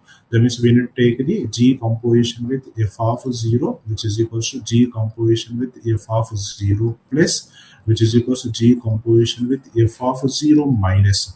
So left limit, right limit, and limit at that point. If these three are equal, then it is going to be continuous at that point. So if I take those conditions here, then in this way you will get. So b is equals to, b is equals to, so here a minus 1 whole square plus b. And from here you will get a is equals to 1 and b is equals to 0. So a plus 0 value is going to be 1 also. Okay. Yes, the missing value of the value in the following figure. So if you observe the, they divided into 4 equal parts. If you observe these 3 part values, there is one pattern. What pattern it is following? 1 you got, 2 and 1. So 2 minus 1 if I take, 1 you will get, right? So 2 minus 1, which is going to be 1. And if you see here, 12 minus 8, which is going to be, you will get 4. But they mentioned 12 minus 8 and 4 power, how much they have given here? 24, I guess, right? 4 power 24. So 4 power 24, how you will get here if I write 4 factorial, right? That means 12 minus 8 factorial. So here you will get the 4 factorial. Here also 2 minus 1 whole to the power of, so 1 factorial, which means 2 minus 1 factorial. In the same way, if you see here, this value will be 7 minus 4 whole to the power of 7 minus 4 whole factorial if I do. Then 7 minus 4 will be 3. So 3 to the power of 3 factorial. 3 factorial value is equals to how much? 6 only. And here 4 to the power of 4 factorial is equals to 24.